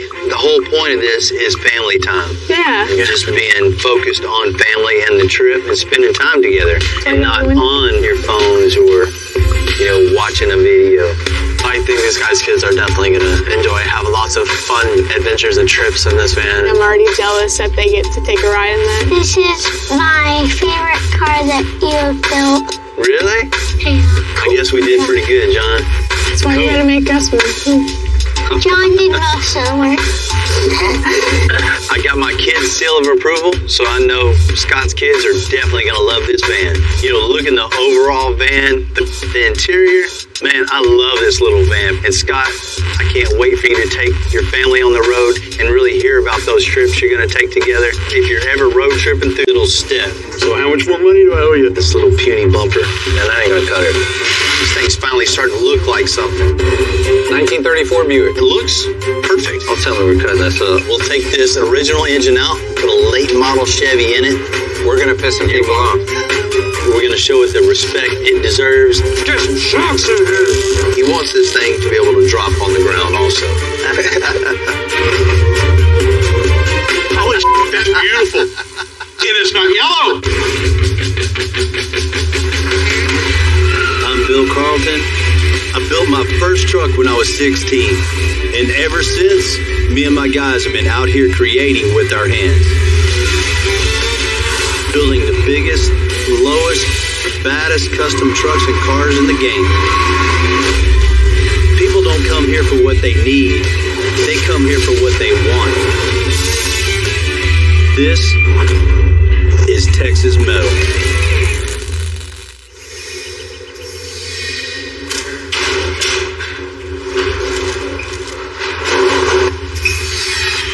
That's them, huh? That's it, man. 8-inch springs? Yes, sir. That's what we need. It's perfect. It's going to put this thing in the perfect ride height. That's way Let's better go ahead and than get these things underneath here. Get little one. Let's knock this thing out. Let's get it bolted up. Everything is extra large on this 1996 International dump truck. It's one of the biggest builds we've ever done size-wise. All right, let's go. We have these leaf springs arched an extra 8 inches. You know, it's not every day we get to convert a huge old work truck into a show-quality, flatbed, militaristic truck. But man, when we're done, there's not going to be another one like it. That was kind of difficult. That was a little difficult. You ready for the next one? Yeah, let's do it real quick.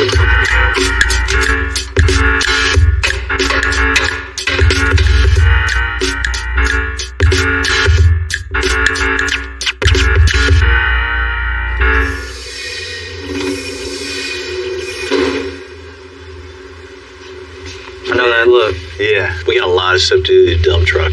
A lot. I mean, rear suspension, parallel 4-link with the big, huge triple convoluted bags.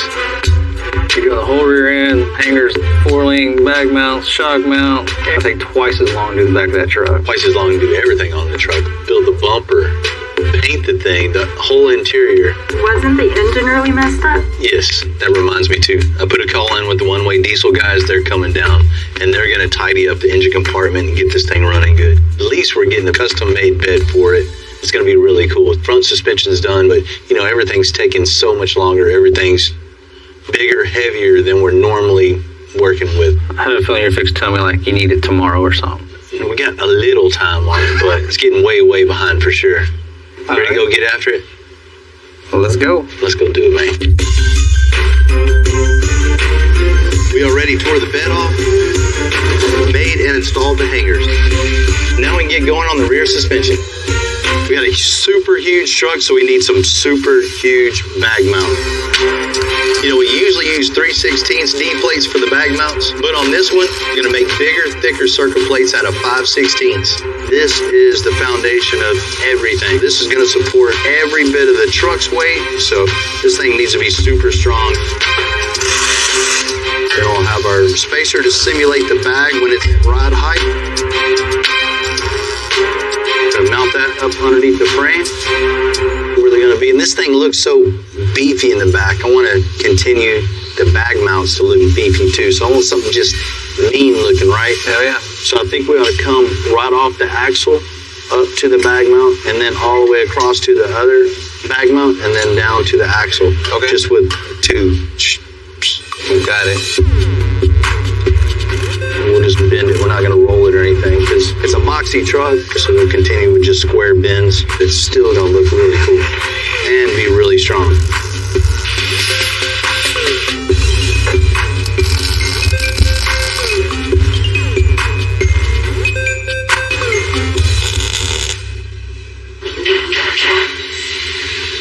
Looking good, man. We got the diagonal link, got the 4-link, got the bag mounts. You know, one more step.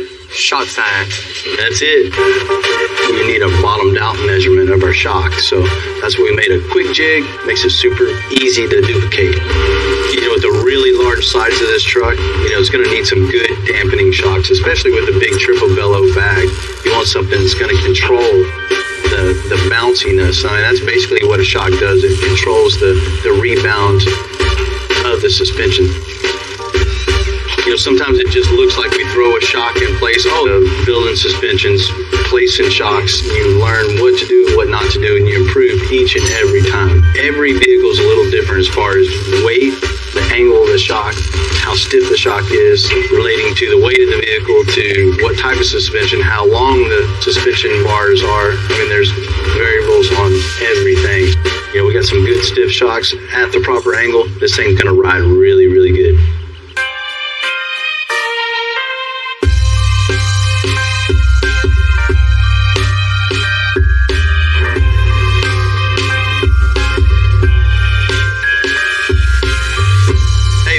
Hey man, what's going on? A good trip for you? Oh, absolutely. great roads all the way up to Houston from Oklahoma. Man, I sure appreciate you coming down. I think we may have built exactly what you need for this build. Cool, man. Let's check it out. A lot of times, we just build the new truck beds. But interest of time, I designed one that Billy made just for this truck. Man, first thing you notice is that big wheel well. Exactly. I hope you got a big enough tire to fit this.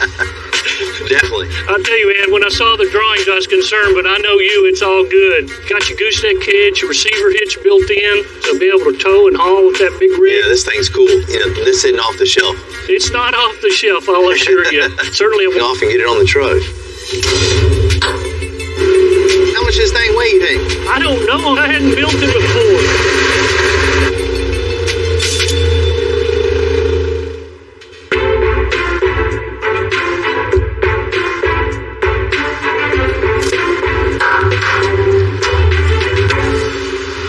What's going on, man?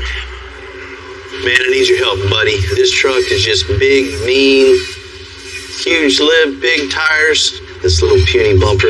Man, that ain't gonna cut it.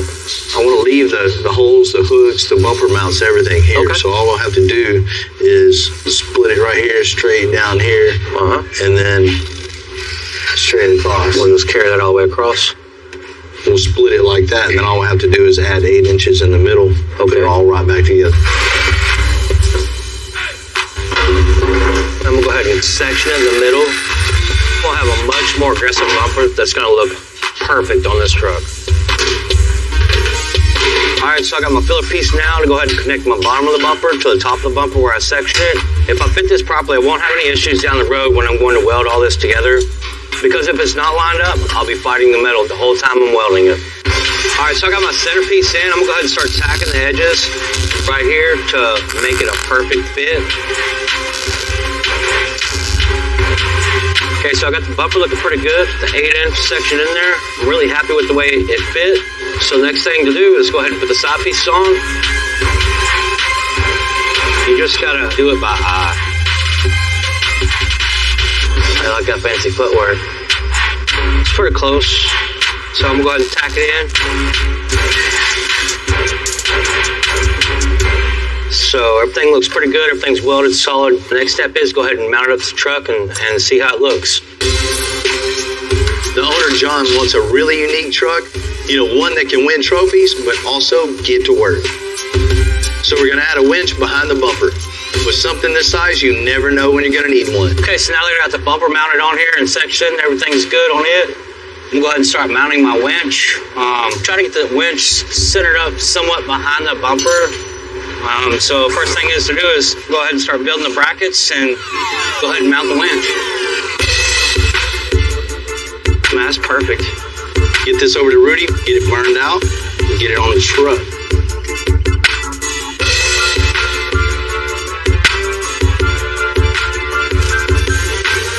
Winch bracket, I'm gonna go ahead and stick in the brake and put a 90-degree brake on it. Once I'm done with that, I'll go ahead and bring it to the truck and fit it up. Now that I got my winch bracket bolted to my winch, so I'm going to go ahead and put some tack welds on it. Then I'll go ahead and put my bumper on it and check my clearance. So this is pretty much a slide for the cable. Basically, we're trying to center this up with the winch. We don't want it too high, we don't want it too low. We want it to be centered so when it winds up or unwinds, that it's not in a bind. But it's pretty important to get this pretty close to the center of the winch, the drum, and then it'll be right.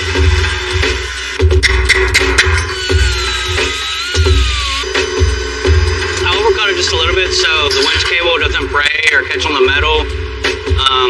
Pretty happy with it, looks good, looks right where it needs to be, so he'll be able to help people out or help himself out in a bind.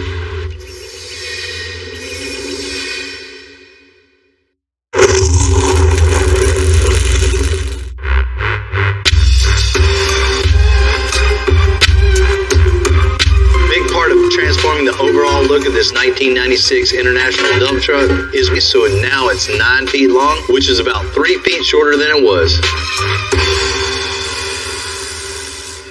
9 foot, 109 inches. We're cutting the frame and boxing it in so it'll look like it came from the factory like this. and it'll be just as strong. Close this gap up. You know, in the early days of a big build like this, it can be hard to see how we're going to turn the old dump truck into a mean military-looking truck. But you got to keep the faith and just make it happen bit by bit.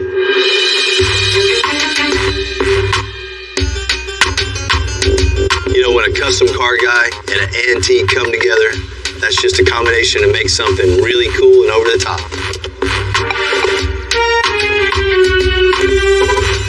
You know, Javier's in a lowrider club. He's got to show up and show off. He's got to keep his rep up. We built a ton of cars for Javier, like this 46 Chevy right here.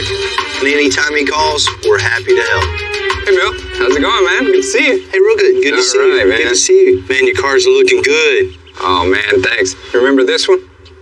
Yeah, that thing's still looking good, too. And you did a great job on that. I'm a welder by trade, and I know his welds are perfect. Funny to say that, but for you now. And you've done 3 for me. I've got one more for you, though. Let's go check it out. Let's go. Man, that's a good-looking car. 1934 Buick. This thing's like new. 80 years old. I found it in North Carolina. Guy had it in the garage for years. This thing was top of the line back in the day. You don't find many 1934 Buick Model 57s looking this original, this clean. Well, what do you want to do to this? I mean, it looks perfect. You know, Bill, I like driving. And right now, I can't drive this thing. The car's not reliable. It overheats. So I want to be able to go where I want to go and not have any problems at all. So what's under the hood now? It's straight A. You want to look at it? Wow, this thing is cool. Pretty old, isn't it? Straight 8, you don't see that a lot. No.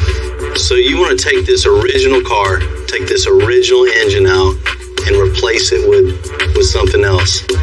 Bill, that's what I want to do. This is one of the very few times that I'm a little hesitant about taking this car apart. We're going to piss some people off.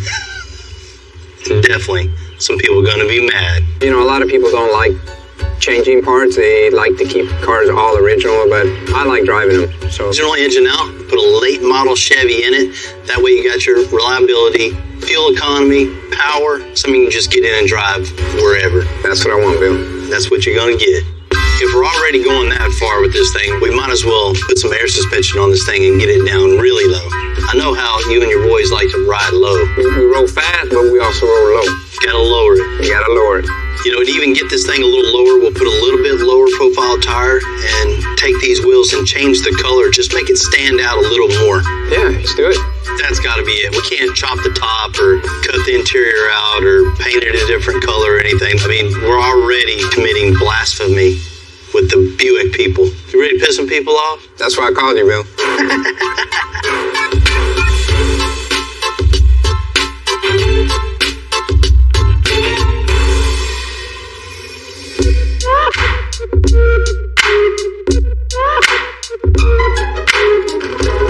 Man, bringing a car in this old, this original, this cool, it's a shame just to do anything to it other than wash it. And we're just going to tear it all apart. I have my reservations, but I'm glad it's here. I'm glad it's us that's going to get our hands on it. We're going to show it the respect it deserves. And, you know, this car is so original. There's nothing been done to it. So we're going to be the first ones to do that. All our parts and pieces that we're going to build are going to make sure the car is done perfect. Didn't you guys have one of these when you were little? Brand new? Man, first gotta wash this thing, clean it up a little bit, a little maintenance, right? Customer's got a different idea on that one. Don't tell me we're cutting this up. That's what he wants, man. The problem with this thing is the straight 8 in it is just not reliable for him. He wants something he can just get in, you know, turn the key, start it up, cruise wherever he wants to go, and not have to worry about all the issues that come with the old technology here. So what we're going to do is pull this out, put a late model LS in it, something he can just get in it, hit the key, and go wherever he wants, not have to worry about overheating or anything. We're going to replace the rear end, give him something a little more of a strength to it, man. This one definitely won't hold up to the power the LS puts out. You know, new drive line, the whole new running gear, disc brakes, front and back. He wants this thing to be able to drop on the ground also. So we got to replace replace the straight axle in the front of this thing, replace it with independent front suspension and air suspension on top of that. So when he gets where he's going, drop this thing on the ground. Hell yeah. Man, you really don't have any issue cutting this thing up, huh? If it ain't cut, it ain't custom. I hear you, man, but you know, we want to give it a little extensive style. You know, something maybe like a coil pack cover to maybe go with the styling of the car. It'll make not as many people hate us for putting an LS on this thing. It doesn't matter what we do. They're going to hate us for pulling this one out. Let's get this thing up on the rack, start tearing it apart. Cool. First things first, the little one's got to rip out the old suspension and then the motor. Man, it's crazy this old car has a gearbox style mechanism on the top of it. Usually they just have a bushing and a straight bolt, but since this is definitely not a gearbox, it's more than likely something with gears and oil. Man, they were smart back then.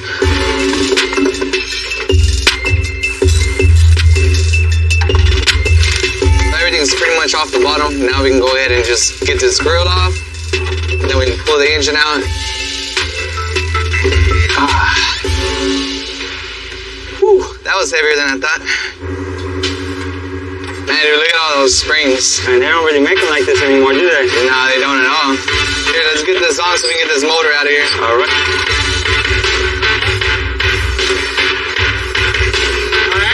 Back it out. It was like a Cummins engine, so huge. I don't think I've ever seen one like it, man. I wonder if Al Capone used this car. Probably not, man. We don't see any bullet holes in this engine.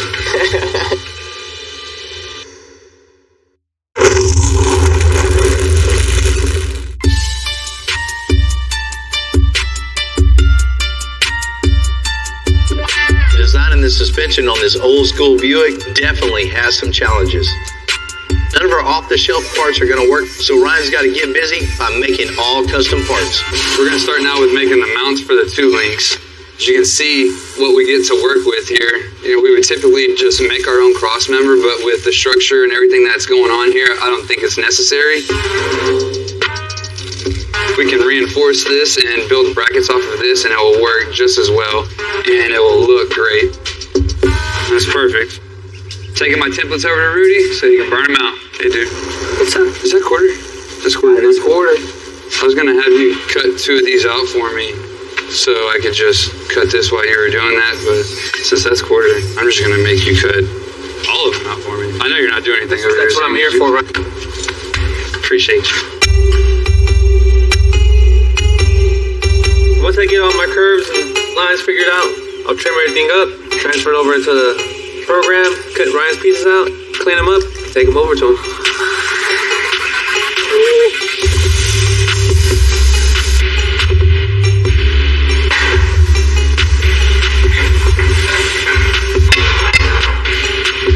Alright, so after I get my pieces cleaned off, get all the slag chipped off of these, I'll take the template and mark the lines where I need a bend. I'll use that other little template that I made, and I'll take it over to the big break, and I'll just slowly bend it until I get the right radius that I want. Everything we do is trial and error. I'd like to get it on the first time, but I don't always work out that way.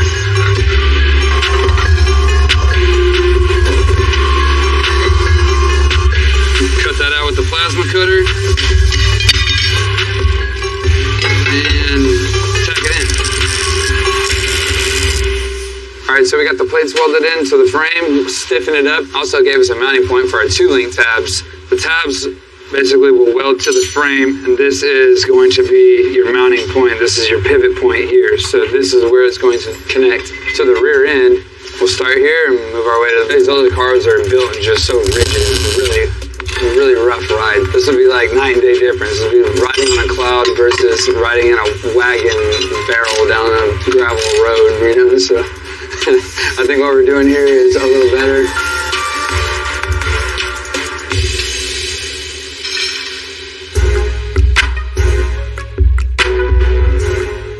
Dang, man. Yeah, that's pretty bad, man. This thing is rough, dude. The diesel in this dump truck came to us in rough shape. Well, there was a lot of creative fixes and even garden hose under the hood. John, the owner, wants to keep this engine and make it reliable, so I asked the Wells family to come on in and get this thing running right. Bro wasn't lying, was he? No, I can see why they call it the dump truck. This thing is terrible, man. Oh, Got some electrical tape there. On a fuel hose? That's a hazard just waiting to happen. Yeah, we've got our work cut out for us, man. First things first, let's get this big honking piece of trash off here. Let's clean that up with a newer, updated intake. Help it breathe a little more? Yeah, get a little more power out of it. We need to change out all the radiator hoses, get all this stuff cleaned up. Watch out. You'll give it a little more appeal under the hood. That insulation is not going to work. We're going to have to rip that out. We'll probably have to do something about the heat, so we'll heat wrap this sound pipe. What we have here is exhaust wrap. That's a firewall, getting your feet nice and hot. It also helps clean up your engine bay and make it look a lot nicer. All right, now we got all the ugliness out of it. It's time to start cleaning her up and moving forward. What we have here is a K&N air filter. They are really good about airflow. They allow air to get in and keep the most dirt and grime out of the engine. She's a lot better than she was. That's right, bro. Let's get the hose on there.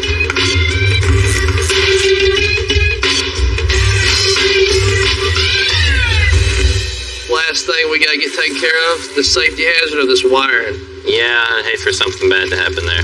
These wires, when they're bunched together, can cause a break in the circuit and them to short out. The short, it can create a spark, and right here by the fuel system, it's a terrible thing to happen. So I'm gonna trim this off, put us a butt connector in here, a heat shrink one, so we can keep this sealed off from the elements.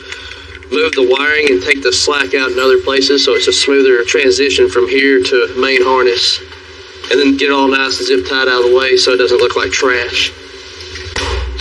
Well, that's it, man. I think we got it all. We ended up having to do a few extra things to it, but I think it was well worth it. Now it's not going to catch on fire. It looks 10 times better, a lot safer. It's ready to go, man.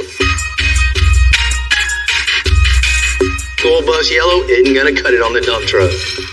It needs a big color change to give it that militaristic, overall mean look. What's up, man? How's it going? Good, man. I got the color for the old dump truck.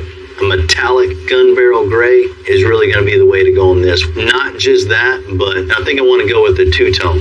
Two-tone? Black bed, black running boards, and the very, very roof I want all black also. Damn, it's going to look enojado. What's that? Real mean.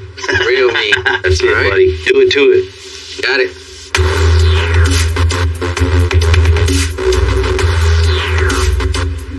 I want something on this truck that's really going to stand the test of time. I don't want Army green. I don't want the Desert Storm tan. The gunmetal gray is definitely going to make this thing look really cool, give it an aggressive look, and still be custom.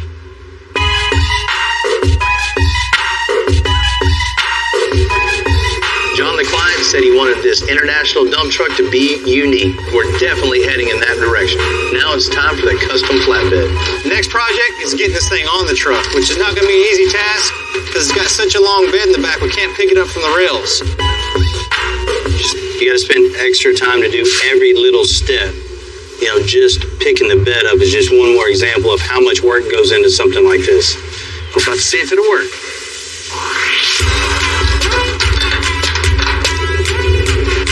Gunmetal gray, the black, it's just going to tie together perfectly. Ready? Yeah. We'll bolt it down from there. Go down.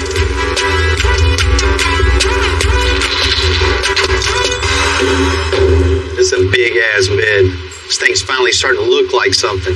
It definitely gave it the industrial look that he was looking for. Right? Definitely no more school bus now. This thing looks mean. Man, it's a good day. We'll get the rest of this thing tomorrow, mount this bed, start building the running boards on this thing. Good night.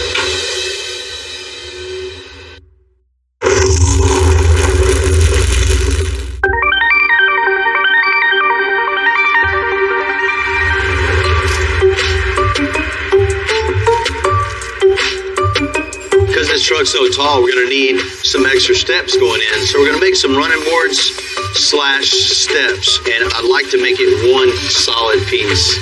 The problem with that is the cab's 7 foot long, and our equipment's running boards out of 2 pieces. It just takes extra time to get everything 100%, and this truck flexes a lot, so over time it wouldn't line up as if it would if it was one piece.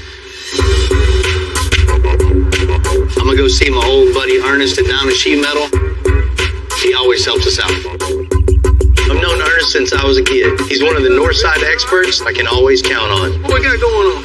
Man, I'm working on Old International. Thing's way off the ground. It's a huge truck. Way off the ground, all right. So I need some running boards / steps integrated in it. Okay. I need 2 pieces, 7 foot at a 14 gauge. We can break it up to 12 foot, 10 foot, whatever you need. Well, I only need 7. I know you got the big brakes, the big shears. So whenever I can't do it, I come see you. We can have it. Well, thank you, man. All right. Give me a call, man, when you got it. I'll do it, man. Take care. When Bill shows up in my shop, I know it's something I gotta hurry up and do, so I usually stop, produce whatever he wants. Back in the 70s, that's how long I've been knowing Bill. He used to lower bikes, stuff like that, and I knew he had a great future in it, because if he can do it with a bicycle, he can do it with a car. We're making all these marks, they gotta be right on the money. These are where the brakes are gonna be. If you don't mark them off right, we gotta start all over. We got a mark here with a circle, it's gonna be bent up. No circle, it's gonna be bent on the other side, bent down. If you don't bend these things right, all the money and material is wasted.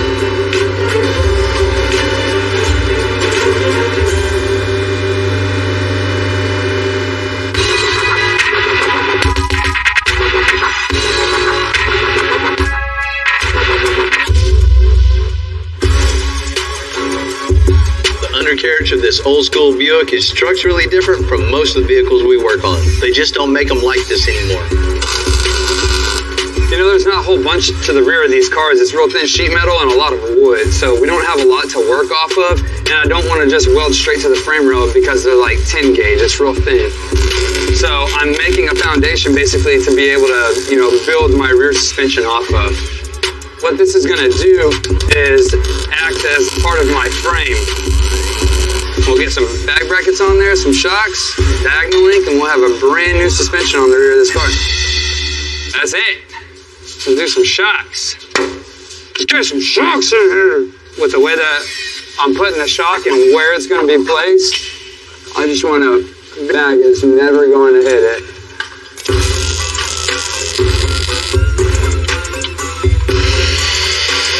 Even though we do a bunch of air suspension here, every application is different for the most part. The concept is the same, but actual building it and getting into it and making it functional and making it work and the geometry and staying the same, it's all different. That's what keeps this job, interesting and makes it fun to come to work every day, because it's not that repetitive, same old, every single day. But it's done back here, and now we get to move on to the front.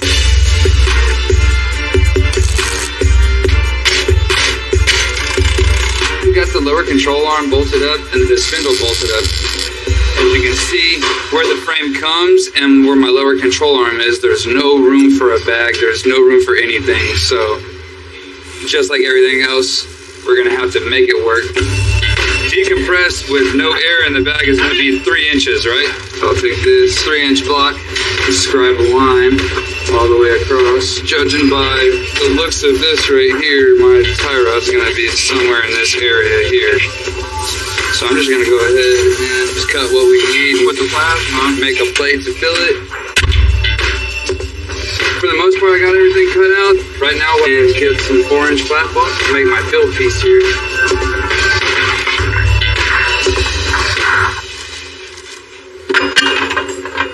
Nice fit. Everything is going to be built off of this plate right here for our upper bag bracket. So this is critical in making sure that this is fit up properly and welded in properly. So that's what we're going to do. We're going to trim it back, get a nice fit up, get it tacked in, then we'll weld it off. And whenever you're welding, you want to get a nice fuse.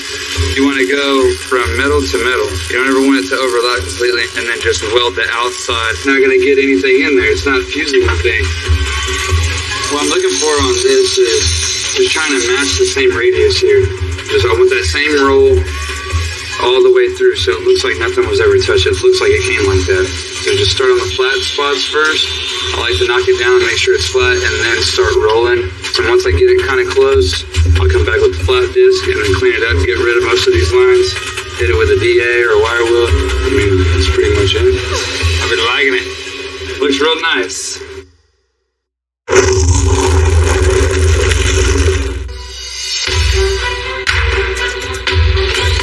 work to do, man. Ryan's putting together the last little bits of the front suspension on the old school Buick. So this is exactly where it's going to be right here. Now everything's in place. I can just attach to the top of the frame, get that tucked in there, throw a shock mount on here, and drop our motor in here pretty soon. Yes, sir. Man, I get it. I totally know what you're talking about. You know what we can do? We can just pause on it, let you think about that. Once you think about it, let me know. We'll get back on it. All right. Just the person I'm looking for. Man, I just got off the phone with Javier, with the Buick.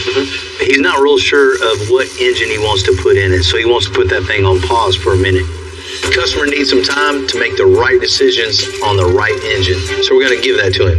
I get it, man. He wants to think about exactly what he wants. We don't want to give him nothing that he's not 100% sure about. The extra time always takes a toll on the bottom line, but that's what we're doing to make it right. Trust me, this thing will be perfect when it's finished.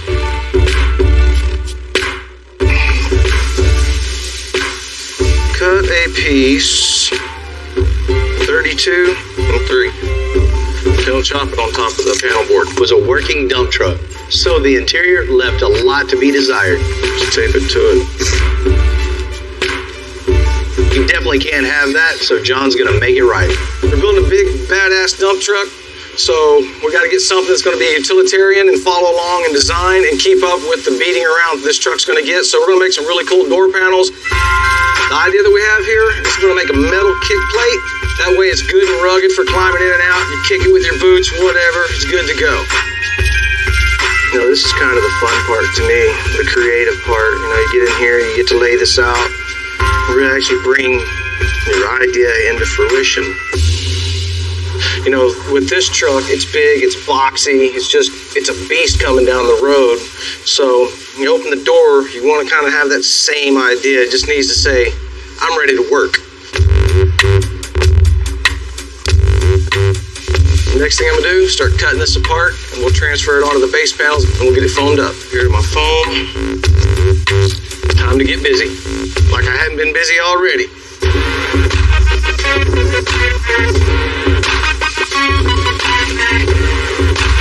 Alright, now I'm just going to trace this out.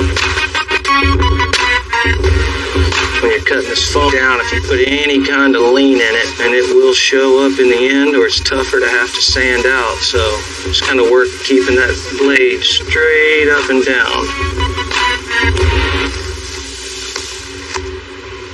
We're actually going to put a beveled edge around this, and that way when it comes up, it'll dip down into the insert panel, up both sides. So just cool little detail. Get all that thing beveled back, and once that's done, we put another layer over it. I'm going to wrap the doors in marine vinyl while Jamie's cutting out the steel for the kick plates. This is going to look really good on the door panels that John's doing.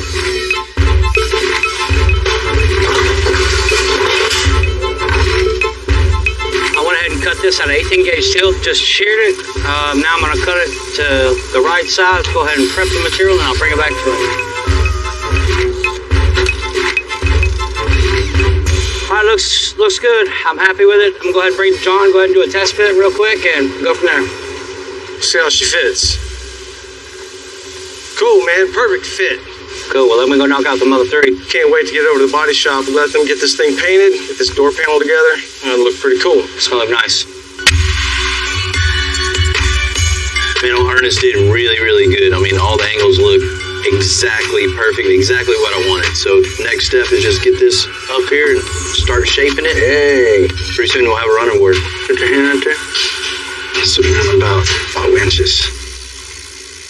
And we made it a little bit too long so we could shrink it down, cut a little here, a little there, make this thing fit perfect.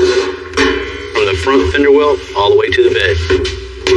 Man, that's a big difference. That's nice. It's gonna make it real easy to get right on up in here.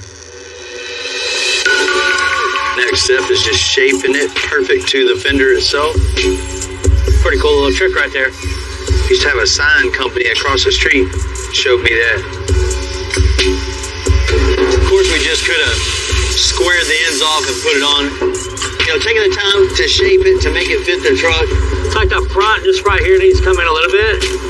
As if it would have came from the factory like that. That's what I want it to look like in the end.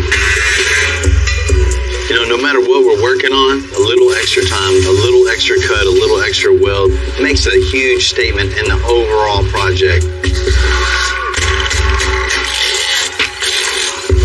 Can't wait to see this thing black up against that gray. It's really going to finish the whole thing off.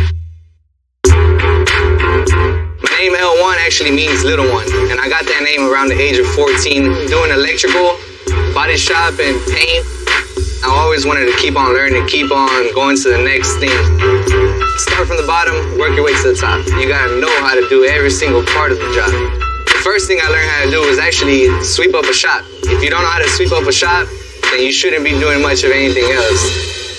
I'm not done learning yet. This is me with 10 years experience. I want to see myself with 20 years experience, 30 years experience. You always want to get something right and then keep on learning, but you got to learn the right way with the right people. If you're not open-minded to learn from others, then you're not going to get very far in this business. I like working at Extensive. The talent here is so diverse, and it's just crazy the amount of knowledge that you can gain. If something breaks, you make it. If you can't find it, you make it. If you can't do it, you make it and you do it. And that's why we keep building the best things that come out.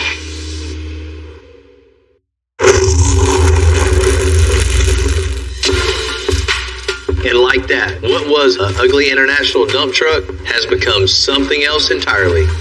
Installing the seats, doors, running board, 10-inch tall tires. There won't be another custom truck quite like this on the road.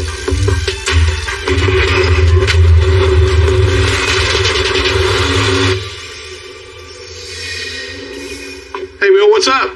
Hello. Hi, and good to see you as always. Same. What up, Johnny? You know, I've known John Wood for quite some time. I love this guy, but I love messing with him too. You got some news for me? Well, I wanted you to come out and check this thing out. I got a couple questions on it. That usually means there's problems, so how much more money do I owe you? Right. I called him in, told him we had a couple issues with this truck. You already know how rough that thing is. It shouldn't have any rust. It was covered with tar. You know, I can tell right now he's super worried. He thinks it's going to cost him a lot. You ready to go check it out? Yeah, let's go see what we got going. It always bothers me when you say you have a problem and you want me to ask. Oh, that's not a problem. That's done. You lied to me. You're lying to my hand. Holy, that's beautiful. And it's not yellow. Of course, there was a couple problems, but now it definitely runs and that drives. Thing is bad, eh? It's ready to roll, John. It's really, really neat. What do you think about the bumper on this thing? Split it, added 8 inches, made this thing way bigger with the big winch on it. Added a winch. He even added a winch. I didn't ask Quith. We're going to get it stuck sooner or later, and we're going to need the thing. I knew it was big when I saw it at the office, but in here, this thing's huge. It was already big, but it's way, way, way bigger now. The color choice was good. Right? Getting rid of the school bus yellow was most definitely an essential part of the build. Changing it to gunmetal gray and making it a two-tone, it was definitely the right way to go.